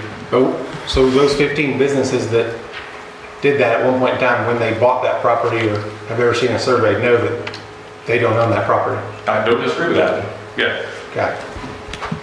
Anyone else questions for Mr. Steiner? Mr. Walker? Just, looking at the tea leaves, I guess, makes sense for it to come back to the property owner at some point, but it seems like that point will be after this multimodal thing gets addressed. To give it back to the property owner, for us to then come back and go, oh, we've changed the plans and now we need 6 feet back from you, that kind of stuff. It seems like it would come after the multimodal sidewalk, whatever's in place. Once that's there, and that if that turns out to be the case, I can't understand why I'm like you. I'm surprised that it goes. I'm guessing. Did you say another 12 feet beyond the outline there, up to the road curb? I see 40 feet there, and then from that mark, is it? The way we established the 40 feet was really simple. We just matched the right-of-way that's just to the east of us. Gotcha. So you've got approximately 2,600 linear feet of Hollywood Boulevard to the east of us. Sure. That we would basically be matching. So I'm having a hard time believing that the multimodal is going to go 135 feet out and then all of a sudden Elm Avenue squeeze back into the 90-foot right-of-way that is the majority. What is that? If 40 foot was vacated, what distance would remain from there up to the curb and the gutter? That's where I'm seeing the 12. If a 12-foot multimodal does get approved and does come forward, that's where it would have to go through. I mean, how many feet are we talking about? That's correct. You're probably looking at 25 feet. Right. So. I mean, I'll put it this way: you'll have plenty of room. Yeah. I mean, because you're gonna have to match that for the remainder of the road all the way to the east. Yeah. So I mean, like I said, I have a hard time believing that you're gonna have a multimodal plan that goes for 2,600 foot, and then all of a sudden, just for whatever reason, jump. And then if you do that, if you're to come in, you're starting to go through the middle of all these parking lots, and I don't know if that's the city's objective or anything, but I have a feeling it's not. You're gonna probably stay closer to the road, match that section all the way through, and continue through. Now, it probably will disrupt some of the parking if you do that, because some of it does go all the way to the back of the curb. I'm not gonna say this doesn't, but for the most part, I think it's gonna be the consistent, closer to the right of way, stay within that 90-foot corridor that we're talking about. Does your client, does this cause any problems financially or anything not having the property at this time, the right-of-way deeded to them? I mean, no, not at all. We're all in a hold mode. For all intents and purposes, they're going to use it. Yeah, sure. It's just a matter of, if I had a business and I was relying upon the parking to survive, and I knew that somebody else owned it, and I had a potential that it might not be there, you can understand the ask. Sure. But personally, I don't believe that you would, but it's a lot. I'd rather have it in my pocket than your pocket, if that makes sense. Well, I see it. I mean, yeah, you've got 15 spots even without the right. Okay, but anyway. Yeah. It's an unusual situation because normally this wouldn't occur. Like in today's world, we wouldn't be able to do this, but it is what it is. So we're just trying to work with what the existing conditions are. Thank you, sir. Just one point of clarification, Mr. Payne, only correct me if I'm wrong here, but as to what Councilman Walker said, if there were to be a multimodal lane on Hollywood Boulevard, it would have been in one of the existing lanes that's currently there now, correct? Like there was no part of that plan that ever said stretch it out into the right of way or make a separate multimodal lane. That plan was something that you just said the public didn't want, so you're not pursuing, but it would have been one of the lanes on Hollywood Boulevard, correct? Correct. If you were getting smaller, then you had a little bit more real estate to work with. Right. So you're shifting this stuff out into the right of way. Right. And Mr. Siner's right about, the width. It's probably 8 to 10 feet. It does get cross elm, there is a parcel, and then it narrows back up. So we would have to do it, but we're trying to get the widest path possible. Gotcha. Councilman Duke. They actually answered both of my questions. One, the next parcel that does this is on the other side of the road, and you're correct. It's kind of if your client would rather, if there's no difference, they'd rather have it in their pocket, being on our side, wouldn't you rather have it in your pocket? You can look at it however you want to. It's just, I've done several vacations on properties, and typically the process you go through is if the municipality or whoever is the steward of that right-of-way is not using it for that, what the intended purpose was, which is basically a roadway for the most part. Now, one of the secondary uses is utilities, but the primary uses for dedicated is for access and right-of-way for a roadway. And in this particular case, the city's never used the 40 feet that we're talking about for any purpose for providing access to the properties that it's adjacent to. It's basically, except for probably from the time that it was platted until now, but I don't know, but for, like I said, the last 56 years, you have not used it for its intended purposes, more or less. And by law, what happens is that that land was dedicated to the city for the purpose of utilizing for right-of-way to access the property. And if you're not using it, it reverts back. Well, I don't say reverts back, but the underlying property owners, which would be the adjacent property owner, has the right to that land if you're not using it for those intended purposes. But it doesn't mean you have to give it to us. I'm just saying that's kind of how that works and why we're here asking, why this property owner can ask for that, because they have some sort of claim to that in that regard. Councilman Schmidt. So my understanding of some background, we have funding for this Hollywood project. We've had some workshops, and then our staff is working on with our contractor to get a design presented to the board. Would your client have any hardships if this was postponed until after we squared up our design project for the Hollywood? No. Okay, thank you. Thank you, sir. Other questions? And just to let you know, y'all can make that motion tonight to continue this either to a date certain or direct staff to put it on the agenda once they have that information, whenever that happens. Thank you. I'm all for infrastructure and getting all that done. We don't want to do anything to hinder that by any means, but I don't believe that, I haven't been told that the reason why we can't vacate this is because of the fact that we have this project going on. It's basically was just said that, well, we don't like, we don't give it away, which makes sense because I understand that, and there was a utility in there, but we can overcome that easily. So yeah, we've been more than happy to work with the city in that regards if you want to take the time to make sure that we, like you said, give it away and then come back and that's it. Wish you hadn't. And that's just kind of where my head's at with it because of that. I know it was a pretty big budget item as far as the whole Hollywood project and that development. And, I want to see both happen. This application as well as our design, and at this point hadn't really seen our design yet. So, all right, thank you, Mr. Mayor. You got it. Anyone else with a question? Anyone for Mr. Gibson, go ahead.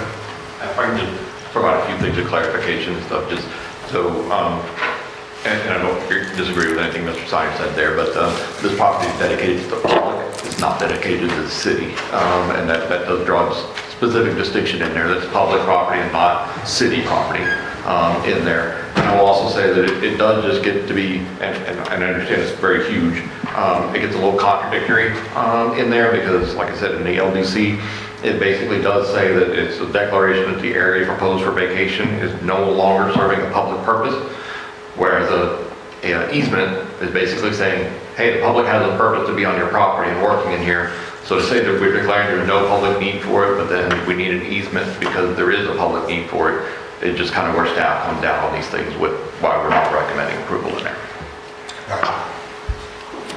I just wanted to point, in Okaloosa County, when we vacate right away, they always retain an easement over, well, I should say, their standard practice is to retain an easement over the property that they vacate unless you specifically ask them not to do such. And a lot of times, because there's utilities in there such as especially Gulf Power or Florida Power Light and stuff like that that are usually built right up to that, and you have to do that. So that's not uncommon for the city or the municipality to continue the right to utilize it for especially utilities in that regard. Gotcha, thank you. Question? Last question, I promise. Would there be any change if this were to get denied tonight?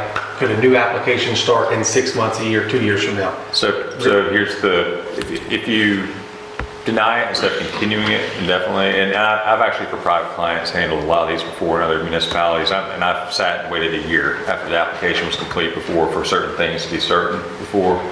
They'll have to pay the application fee again, and it's actually, usually in most places it's pretty high.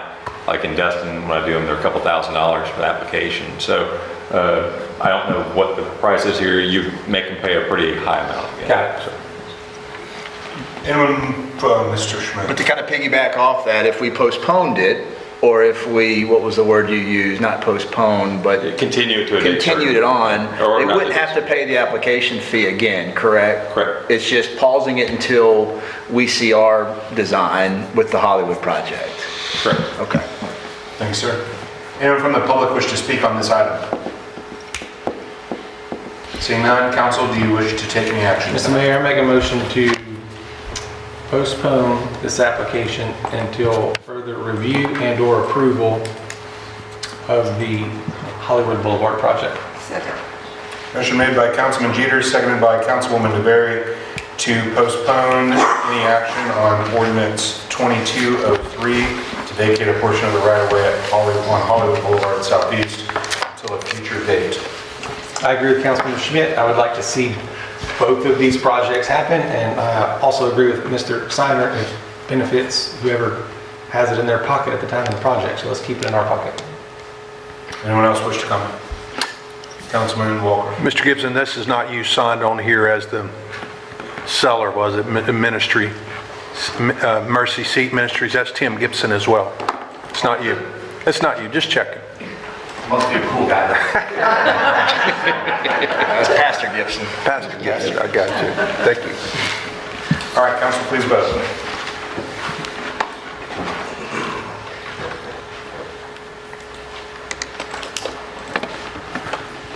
And the motion does pass unanimously.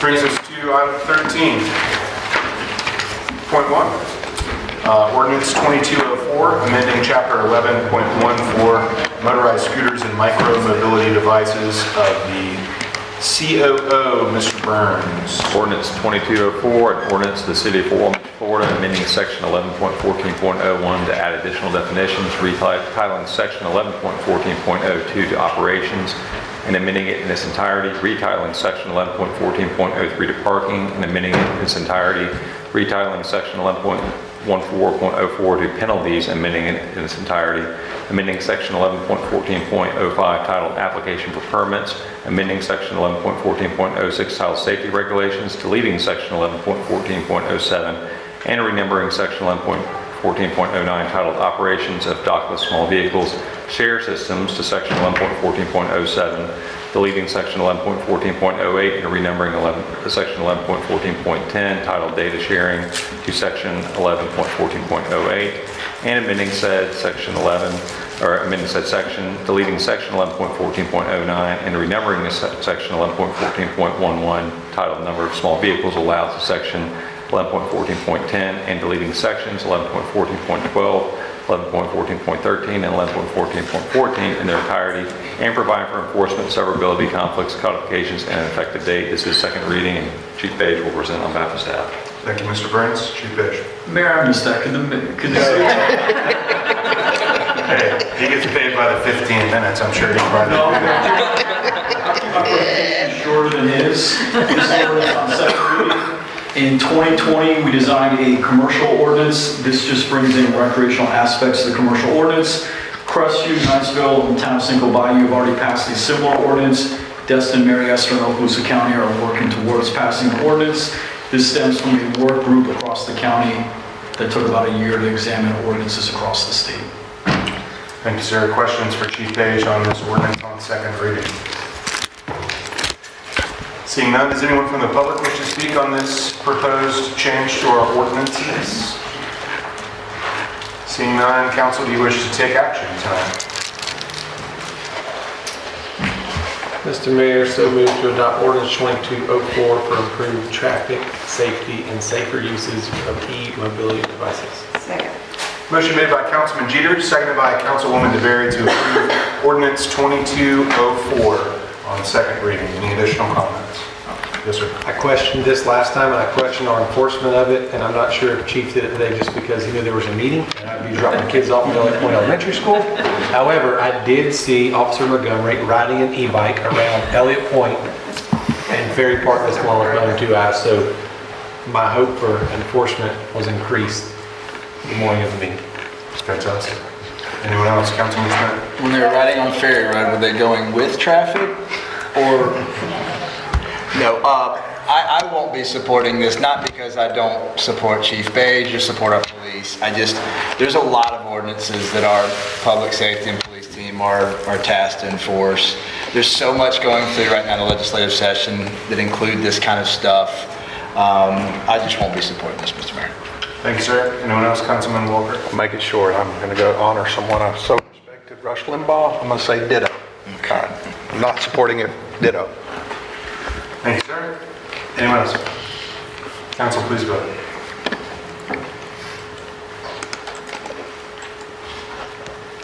It does pass 5-2, which moves us on to item 15.1, a discussion on the city-owned property of the Gulf View Hotel. Mr. Davis, and then Mr. Bethea, who's been very patient with us tonight. Yeah, so last council meeting, it was requested to start the surplus process, and we've done that. So we have this checklist in here. We are now at, the report has been submitted. We're now at checklist number 2. Council must determine if the city property is excess. Action's on you. All right. And just before y'all get started, if y'all do decide to surplus it, there's an actual worded motion in 4.2 that y'all need to read out. And then y'all then move to the next step also at this meeting to kind of discuss with Mr. Bethea on exactly how you want to market the property.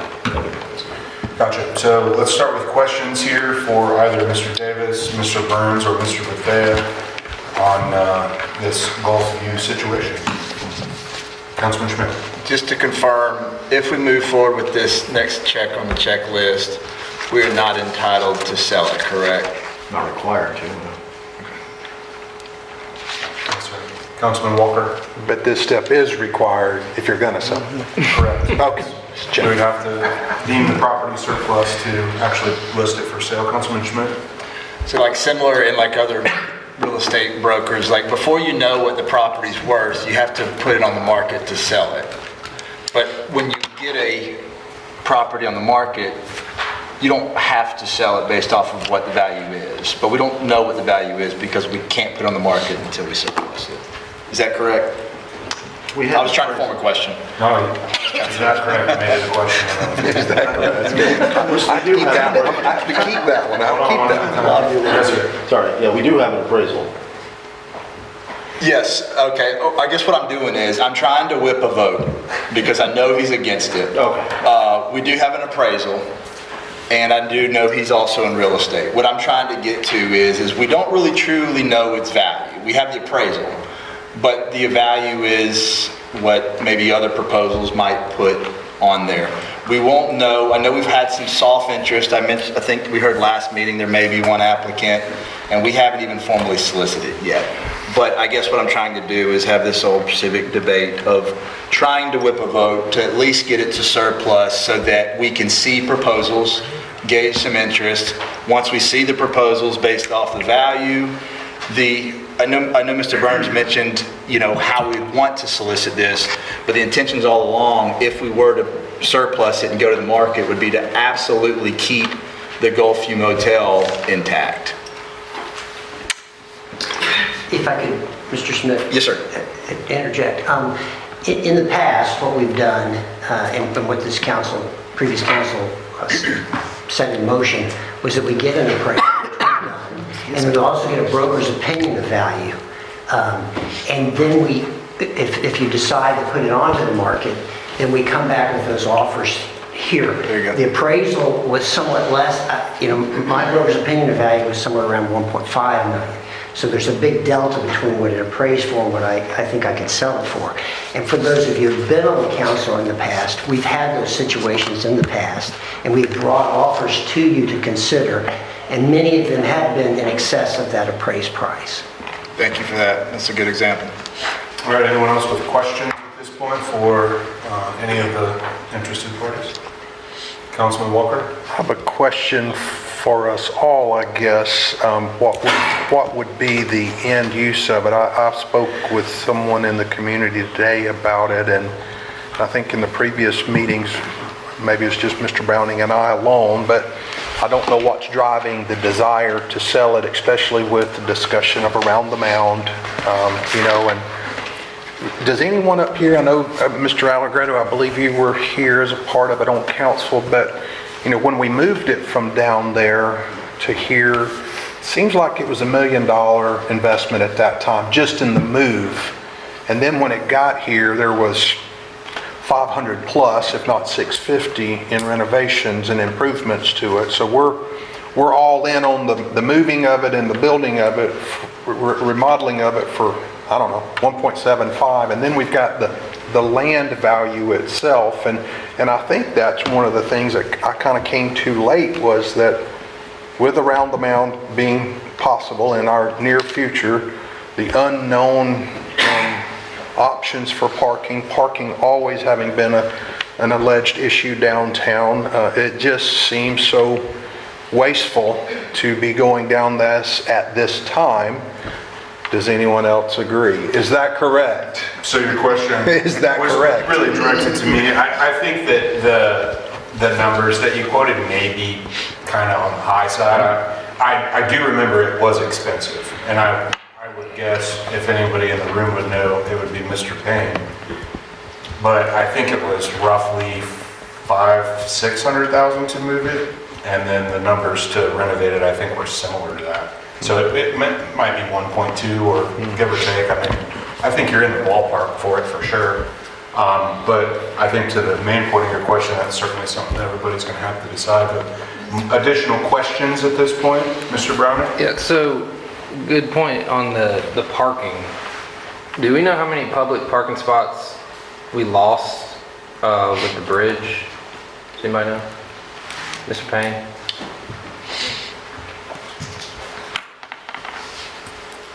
You know, I put that in every downtown staff report that I have. I don't have a downtown staff report with me, but it's, I mean, I'm winging it. I can't shoot it, but it's a lot. I mean, it was, you know, which we're replacing some too, right?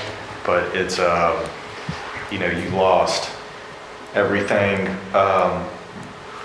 right across from the Ballet Academy, right? And then we lost the lease at Coasters, right? So it's in the 60 to 90 range on that end. Do we know how many public parking spots that are at the Gulfview? 29. It's in the staff report. Ms. Kopp actually drafted it because I copied it off to the intendant. But With the building on it, I think it was 29. it was 95 parking spots were lost, and then I think it says there's 29 at the 29 at the Gulf. And it's probably half a football field away from the landing. I mean, it's just, and then it turns into private property. I know that this isn't saying that we're going to sell it. I'm following that, but I just have no interest. One of the main complaints is parking downtown. We're getting rid of 29 more spots. We've got X amount of years till the bridge is done, possibly X amount of years of construction if Around the Mountain gets done, or I'll say when it gets done. It's just, it doesn't make any sense to me. I don't understand why we're pushing this, but I mean, we're just getting rid of more parking that we already don't have. I mean, whoever buys it is going to be it's a city landmark owned by a private entity, whoever it is, in the middle of our downtown, 500 feet from the landing. It just doesn't make any sense to me. So my question was before that, so sorry. Again, does it make sense to you? Just as a reminder to the council, each of you will have ample opportunity to make statements and sway each other's votes once a motion is made. Anyone else with a question before we get to public comments? Councilman Jones. You brought up a good point. It could be towards Mr. Bethea or Mr. Burns. Could we put in the solicitation, Mr. Browning brought up some very good points, could we put in the solicitation to keep it public parking? You can do anything. Yeah, I mean, that would be, if y'all decide to surplus it, obviously you want to know that before you vote on this. Okay. But you can put any restrictions you want. Because that's a good point. I mean, with the bridge, we lost some parking, we gained some parking with the landing, but yeah, we want to keep it public parking. Thank you, sir. Anyone else, questions? Anyone from the public wish to speak on this item? Morning, 187 Rosemary. Gulfview Hotel, when it was moved to be a welcome center for our downtown. And at the time, Ted Corcoran, Chamber President, as you all know, he said it's the oldest building in the city and is part of the future of downtown Fort Walton Beach.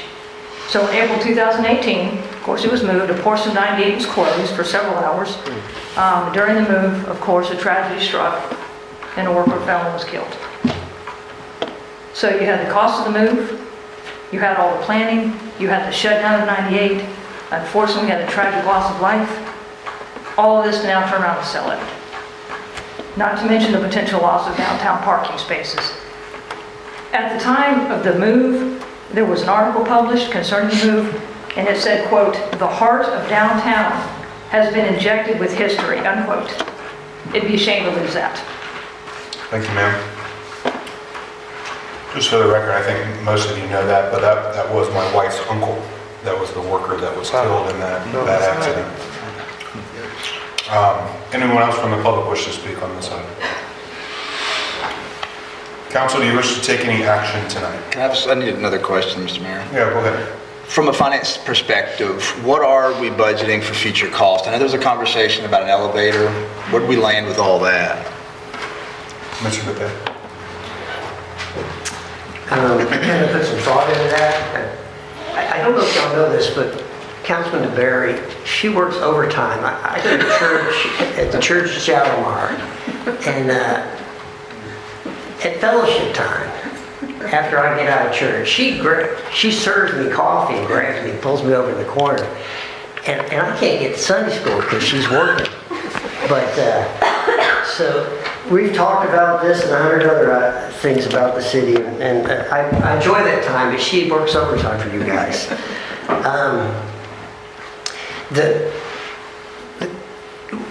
if you allow me, let me just back up and how I got into this role that I'm in. When the building was moved and was ready to open, the city manager at that time approached Realty House, and we were tasked with leasing the vacant offices up, one, to generate revenue to pay the operating expenses of the Gulfview. The operating expenses being the electricity, the water, the sewer, the janitorial, not the repairs, the maintenance, insurance, those types of things. Just those everyday operating expenses. We have been very successful at doing that. We've also were tasked to work with the Bolex Group for the museum and the Welcome Center. Those were not successful, and it's no longer used as a Welcome Center or a museum. Probably 6 people visited the place on a good day. And the TDC paid somebody, I don't know, $30, $40, $50, $60,000 to sit down there to host maybe 6 people a day, 5 days a week. So that was not successful as a museum. So where we are today is we're renting about 8 offices. Those offices are about half the size of a parking space. They're about 9 by 10. Some a little bit larger, some a little bit smaller. And then you have a lobby, a kitchen, and a conference room. But as far as operating costs, to get to your question, there's 3 big operating costs in a building. There's the mechanical, there's the roof, and there's a parking lot. You're probably 6 to 8 years away from spending. You've got 6 air conditioners, so you need to budget about $80,000 to replace those air conditioners. You've got a roof, and in less than 10 years, you need to budget probably $35,000 to replace. And then you've got the elevator, or it's really a lift. It's called an elevator. The numbers I've been able to ascertain, somewhere around $100,000 needs to be spent on that now to bring that thing where, I call it's demon possessed. I mean, you can get in there and some days it works and some days well, you've experienced that apparently. But it is just, it's unpredictable and unreliable. And it's not an elevator. It is just simply an open lift that you can ride up and down in. So that's kind of the numbers that you're looking at going forward. So that revenue covers some of the utility and those, let's call it basic expense, but that revenue is not covering the cost for the future maintenance. No, those repairs, it does not. Replacement, it does not. It also doesn't cover insurance costs and those types of things. It just covers the basic, utilities, cable, janitorial. Thank you. Question, Mr. Walker? Yeah, Mr. Bethea, how do you advise your commercial clients on when, preparing for maintenance reserves? What's different about us from your commercial clients that you represent when you see those 6 air conditioners, that roof, that parking lot, those things? How do you advise them to prepare for that? Typically you set aside that money in reserve with your excess cash flow. I don't think you're in the way the building's currently operated. You don't have excess cash flow. Mm-hmm. So what do you have to set? You're not going to be able to set aside revenue into reserves. You're going to have to draw from somewhere else. So you had mentioned the size of the offices. How many? What occupancy rate? Or you said it was highly successful. I guess the highly successful is based on covering those utilities you mentioned about. That was the bar that was there. How many are vacant? Vacancy rate. One office vacant. Okay. Just came empty in January. But we maintain a 90 to 100% occupancy. So generally speaking, I mean, it's not like it's not a desirable location. It is a desirable location and getting more so. So I'm saying that in the private world that you and I work in, oftentimes, at least for me, I'll speak with my customers about raising the rent. that does get us into the positive cash flow to cover setting aside a portion of it. I think I'd generally say 25% of it set aside for future repairs and renovations, improvements. Is that a number you use? Yeah, it depends on the market. Right now, the market's a little slower, so I wouldn't advise trying to raise the rent. We did that. The result, about a year or two ago, the result was it took us longer to lease the spaces. So, to gain another $25 a month in revenue, we lost $600 a month for an additional, in my opinion, sure, 3, 4, 5 months, right? Trying to get that extra $25. I just don't know people that leave over $25, $35, that kind of stuff. So if we're in that pinch, it seems like an option anyway, but thank you. All right, council, we need a motion. Mayor, so moved. The Gulfview property is unneeded for the immediate future development use requirements of the city, and the city has no existing use or projected development use for the Gulfview property. And to also include, if this were to pass and go to market, to maintain the facility and to keep the Gulfview Motel restricted and not to be removed, as well as to keep the public parking. Councilman Burris, does that meet your requirements? It does, yeah. It met the minimum plus some more. So. Second. Motion made by Councilman Schmidt, seconded by Councilman Jeter. As you heard, any additional comments? Councilman Schmidt. Copy and paste some of the same comments I've made over the last few meetings. The intent all along is to keep the facility historic and to keep that building. Councilman Browning brought some good points about the parking, to keep the public parking. If we get the proposals very similar to the Preston Hood Sports Complex, we had a great, about 8 years ago, some proposals and presentations, and we ultimately decided to keep it. So the intent is just to see what value it has, what proposals we get, and go from there. Thank you, sir.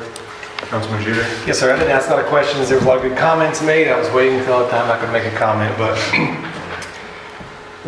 we're not agreeing to sell this property right now. And I love what Mr. Brown said. We need some parking down there. We need, we've spent a lot of money moving the building down there. Yes, we have.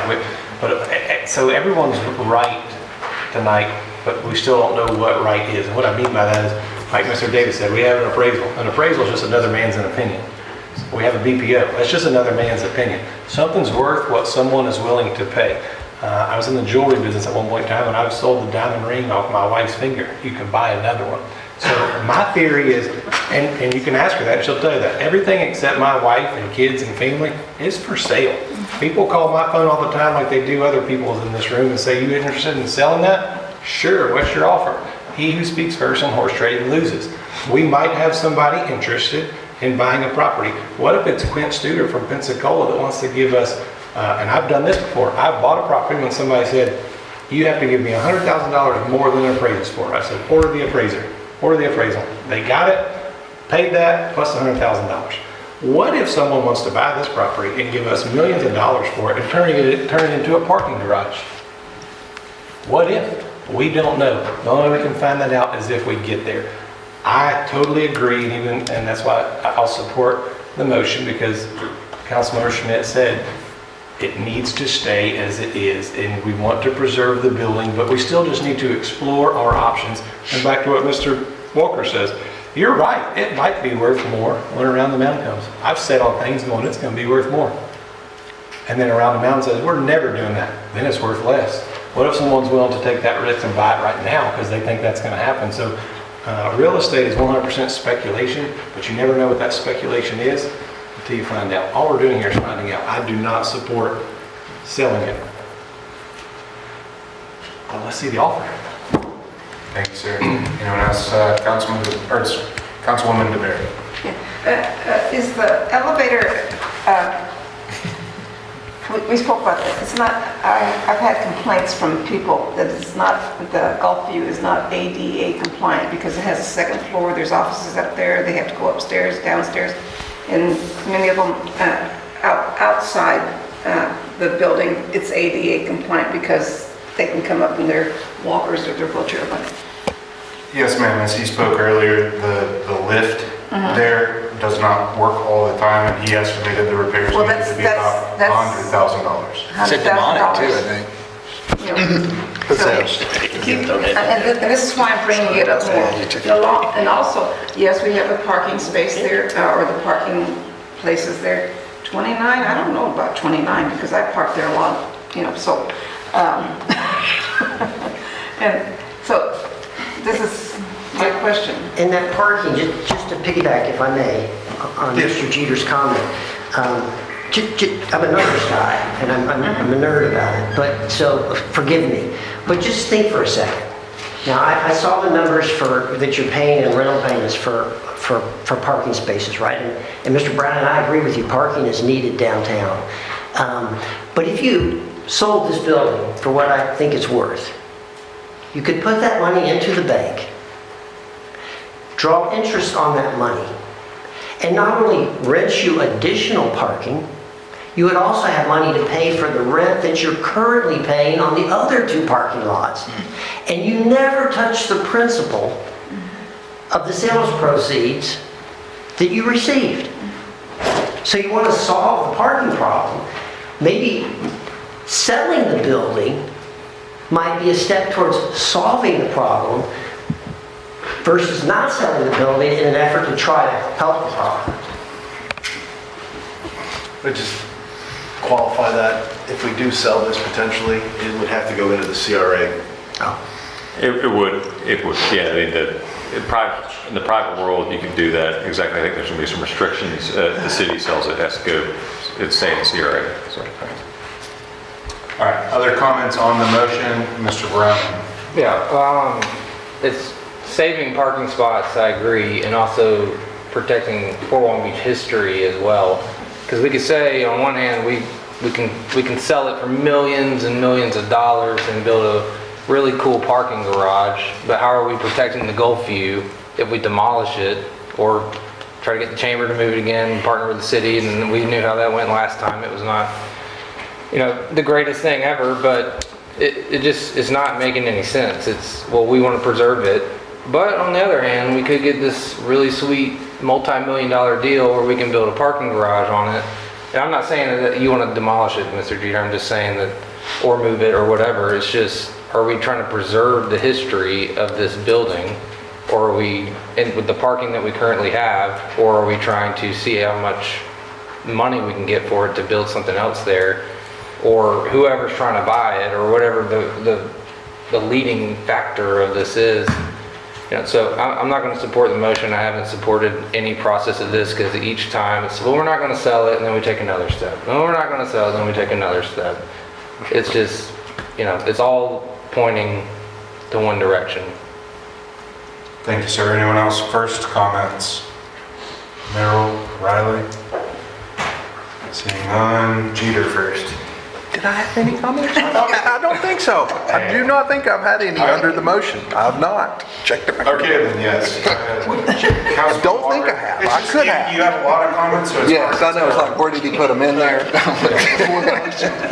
You go ahead. Your first comments. Sir. So yeah, I'm there with Mr. Browning on this. It's not made sense from the beginning, and then with my real estate ears on. I heard Mr. Schmidt devalue the property. I don't know if you knew you devalued the property on the open market, but you did when you restricted the parking to remain public and not tear the building down. It doesn't give that owner of that property the free rein to do what he or she or they want to do with it. So, yeah, it continues to seem like, I think the phrase that I want to describe, a cake is being baked here. Someone's got their eyes on that and they want it. And when we restrict the parking and restrict the building use, but let's find out how much it's worth. Well, it's worth a lot less now when you restrict those things. So I won't be supporting it either. I say leave it alone and let's give it time. And there are other places downtown, but behind my office, beside my office, I know where the old Science Center was. I'd heard rumors back then that someone was going to do elevated parking over there, or they're going to do it as part of the a landmark center, none of those ever came to be. So if somebody's looking for some elevated parking, if you're going to preserve the building, you couldn't do it. So I'm not interested in entertaining it either. So thank you, Mr. Mayor. You got it. Councilman Jeter? Yeah, I'm always interested in entertaining offers. I'll say it like this too, but we could preserve it, we could this, and look at the fairgrounds. The fairgrounds, we got an elevator repair, we got this, we got that. Maybe we're not as good a landlords as we think we are at the city. Maybe there's a better landlord out there. Maybe it's our big brother that took over the fairgrounds. Maybe it's, who knows, but maybe there's someone out there that wants that property, that's gonna keep that building, that's gonna keep parking there, that can afford the maintenance a lot more than us. Again, we just don't know what we don't know. Let's find it out. We can always say, no, that's actually my favorite part. Put it on speakerphone, let them talk for an hour and say you still haven't offered enough money and hang up on them. But let's have some fun with it. Let's field an offer, let's see what they say. Thank you, sir. Councilman Schmidt? Yes, just to respond to a couple comments. I know we'll go to a vote here pretty soon, but the value of parking has a value to it. So there's the need for the quality of life and folks to have parking down here that might not come on the appraisal side, and I get that. And just for clarification, so that after this meeting's over with, the motion included to keep the facility, like not to demolish it. And, but in the comments that you mentioned, it doesn't make sense. I just wanted to provide clarity to make sure that that was included in the motion, to keep the facility and it doesn't get spun in another direction. Because that's been the intent all along, is to keep the historic Gulfview building there. Councilman Jeter brought up a great point about the fairgrounds. The city of Fort Walton Beach in our budget got, what was the sale of the fairgrounds? About $4 million. And a tourist development department that's doing great things to maintain it. And we're putting $0 into that fairgrounds moving forward. Is that going to be the applicant moving forward on this? I have no idea. Do we know any of the applicants? No, because we can't promote it and solicit it if it doesn't go surplus. So just wanted to provide some clarification to that. The motion included to keep the facility as well as to keep the public. Thank you, sir. Anyone else wish to comment before we go to a vote here? Council, please vote.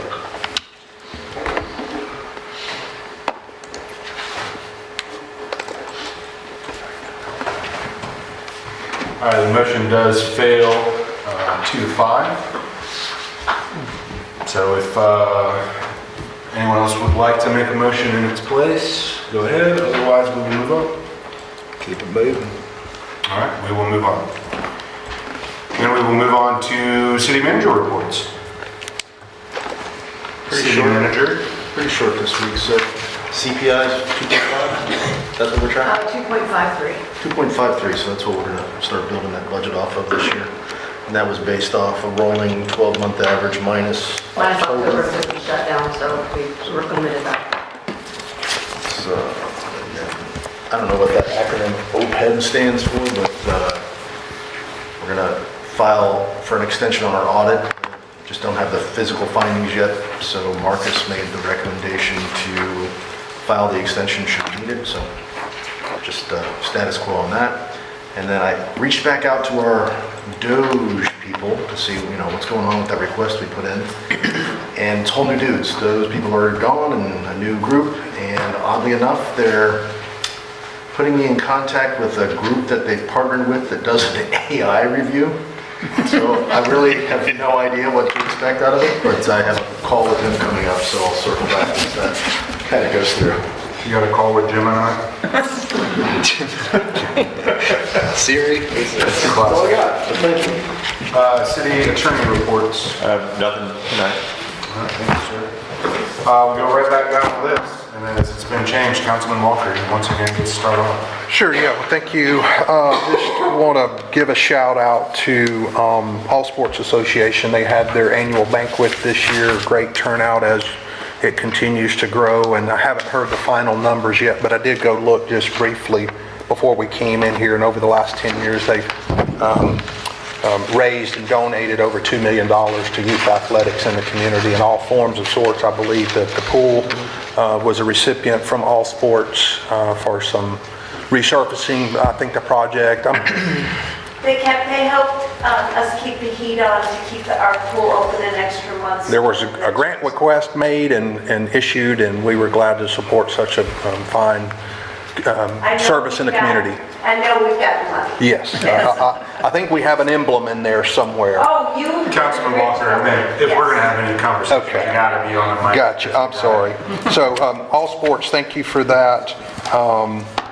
Mr. Schmidt, you had mentioned a $250 million right-of-way and then used in construction. Is that the construction of the road or right-of-way, the construction of the Construction of the program. Okay. Because one of the most frequent questions I get is how much is it going to cost? And I heard 300 million, 320 million, and is it 250 for around the mound or 3 something? It's kind of like these budget amendments we did tonight. By the time there's actually a shovel in the ground, it's going to cost a lot more. But today's value, or however we want to appraise value, that's where we're at. Okay, great. And then lastly, I guess, and Mr. Davis, if you responded to my email, I apologize. I tried getting through them today, but I got covered up in something. But that Studer report, the cover letter, Ms. Barnes, thank you for sending that. It mentioned some core services and non-core services, and Studer Group said he foretold of some tightening of the budget, and he says when it does get tight, here's some things you guys should look at doing. Is that on your radar? Is that something you've kicked around since we've talked about it? I think I brought it up at the end of last meeting, but I know at that time you hadn't seen that reference to what to do in tight times. Have you had a chance since then to look at it? I did. Okay. And I have the staff looking at the numbers for the cemetery to see how that operation's running. Great. And then my response back was, I don't think it's an apples to apples comparison regarding the golf course because that was pre-Jacob. Sure. So we're cooking with gas now, and that's a moneymaker. So I don't know that that's a. Well, he kind of couched it in which was, I hadn't thought of it that way before, and I mean, kind of, but he said that it was something that governments don't typically do, is run golf courses or cemeteries. And then he also kind of talked about not only those projects or those services, some other services to look at the consolidation, privatization, selling off. He even used some of the words. So I was just curious I know you're going through budget preparation, and 2.5 now is the number, and when you're restricted, well, obviously March the 10th, we've got a big election coming up, and you know, if it doesn't pass, we're all going to be back under the budget constraints of 3% increase, and then I feel confident we'll be looking at some of the recommendations in that Studer report and the cover letter and going, okay, here's what some of our options are on how we make the numbers work. So the recommendation I've made to your colleagues is that would be a special meeting. Sure. This would probably be an 8-hour meeting by itself. Sure. And council would pick the departments that we're going to potentially eliminate and/or put out for bids. Sure. Consolidate. Yeah, gotcha. And I would build a budget based on your policy setting. Great. Thank you for that. Thank you so much. Thank you, Mr. Mayor. You got it. Mr. Jeter. Yeah, there's a big vote coming up March 10th. I've said it all along. No more fire fee, but yes to a great city. So go vote. I'll be voting yes. Thank you, sir. Councilman Merrill. Yeah, real quick, I had, Mr. Walker, I thought you were going to present your white paper, and I wanted to bring some things up. We can't talk online back and forth on certain things, and I feel like the waters have gotten a little bit muddy, and I want to make sure that this doesn't we're not throwing dirt at each other up here. Sure. But I just want to clarify the things that are going on with the amendment, specifically the two amendments that are the hot topics. You're on there, and again, I didn't respond because we were going to wait till now. But there's a claim that we're more than doubling the pay and getting unlimited health benefits. And I just wanted to make sure we had that conversation up here that it was and, it was or. And so when we look at it mathematically, it is a reduction. And the reason that goes on there's a lot of reasons that I think that this should have some compensation. We won't go into that argument right now, but I want the clarity of we have offered what was a 53% vote, so very slight margin, that we have offered a discounted price I talked to my buddy, he's actually an air traffic controller. I encouraged him, I'm like, you should look into it, you should look at running. He's like, off schedule, like if I gave up, I could be giving up overtime. And so I really want there to be clarity that there's some minimal compensation that might actually help somebody, that might help a single parent, say, take care of childcare during these meetings. For some of us, it's easier and it's very doable. For some, it's not. I do agree with you that it shouldn't be, well, I guess we don't agree. But I think more on the line that it shouldn't be this huge salary and pay.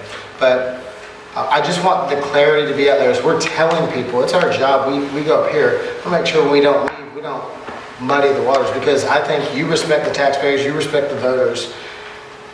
I feel everybody up here does, so I want them to have a clear picture. If they're like, no, I don't want anything for that, they have another opportunity to say that. And then with the 3%, we talk about a lot of unlimited spending, and I mean, the people that want the 3% cap, they definitely have the headline. You know, somebody asked me the other day, I went into the gas station, they're like, did I see you on Facebook? And I'm like, probably. And they're like, so what is that about? And I said, well, we want to remove this cap. And I'm like, well, that doesn't sound great, because it sounds like you do it. But the point of wanting to remove that cap, my motivation behind that is so that we don't have wasteful spending and wasteful procedures. I would be interested in talking further, if this passes, in the favor of removing it. I go on record, I would be interested in talking about a millage cap. I would be interested, I think it would be better if we had a pool of less money to spend. That would be better than a bigger pool of money with this inefficient way to spend it. So I think we agree on the premise of a lot of things. I want it to be very clear that it's not the unlimited spending. We're not greedy politicians up here. We could, right now, with the cap, spend a ton of money on capital projects. We could really put ourselves in a position, you know, as a city that wouldn't be good. I got with Mr. Burns and I said, is there any laws that stop us? And I was talking to finance, I really want to understand this. No, we could say, well, let's do a $25 million project. I could make a motion right now, and if so voted, everybody, even if the finance director said, I really don't recommend it, and we voted yes, we could. And so I want you to know my motivation behind that. I want the voters to know my motivation behind that is where we don't find ourselves wasting $100,000, $50,000, tons of time. If we want to talk about consolidating services, if we want to talk about shrinking the government, if we want to talk about that kind of stuff, I think it's fair to the voters to package it as that and see if that's what they want to do. So I just wanted to get that clarity out while we're under the red light, and with all due respect, I just hope that we can provide clarity for our constituents, you know, as the next time we meet, the vote will have already happened. So. Thank you, sir. Councilwoman Riley. It's a hard case to follow. Yeah, I'm going to pass it. My comment. Okay. Councilman Schmidt. Since other colleagues are on the topic,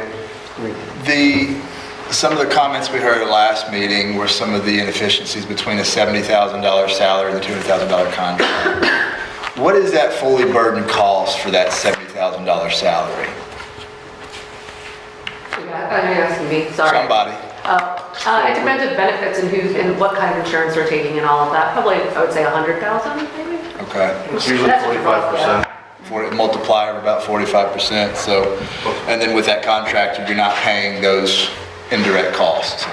You're not paying the benefits and doing those kind of things. So the delta is a different cost than the 200 to 70 that was presented.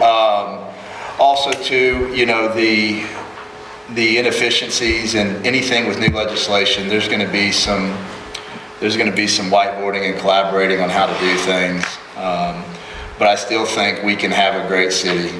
I just want, whatever happens March 10th, there's this narrative going on that there's going to be a doom and gloom city, that it's going to be bad and everyone's going to move away. What makes this place great is there's people like Ben Merrill that are investing into downtown and growing their footprint. There's people like Beach Weekend that are investing into downtown and growing their footprint. There's people like Jay Odom that are employing multiple high wage and higher skilled salaries at Uptown Station that believe in the future of downtown. And that future, as much as we want to believe in this echo chambers, is based off of our city budget or the spending or the lack thereof. We're going to be okay as a city no matter what happens March 10th. Because the last meeting we had here, there was a lot of good, passionate conversation about you may be ignorant if you still support this, or you may think that that's something, or you have a resentment on the city for the fire fee. And I lean more towards that side of, you know, by voting for the cap and supporting that, we're going to be okay as a city.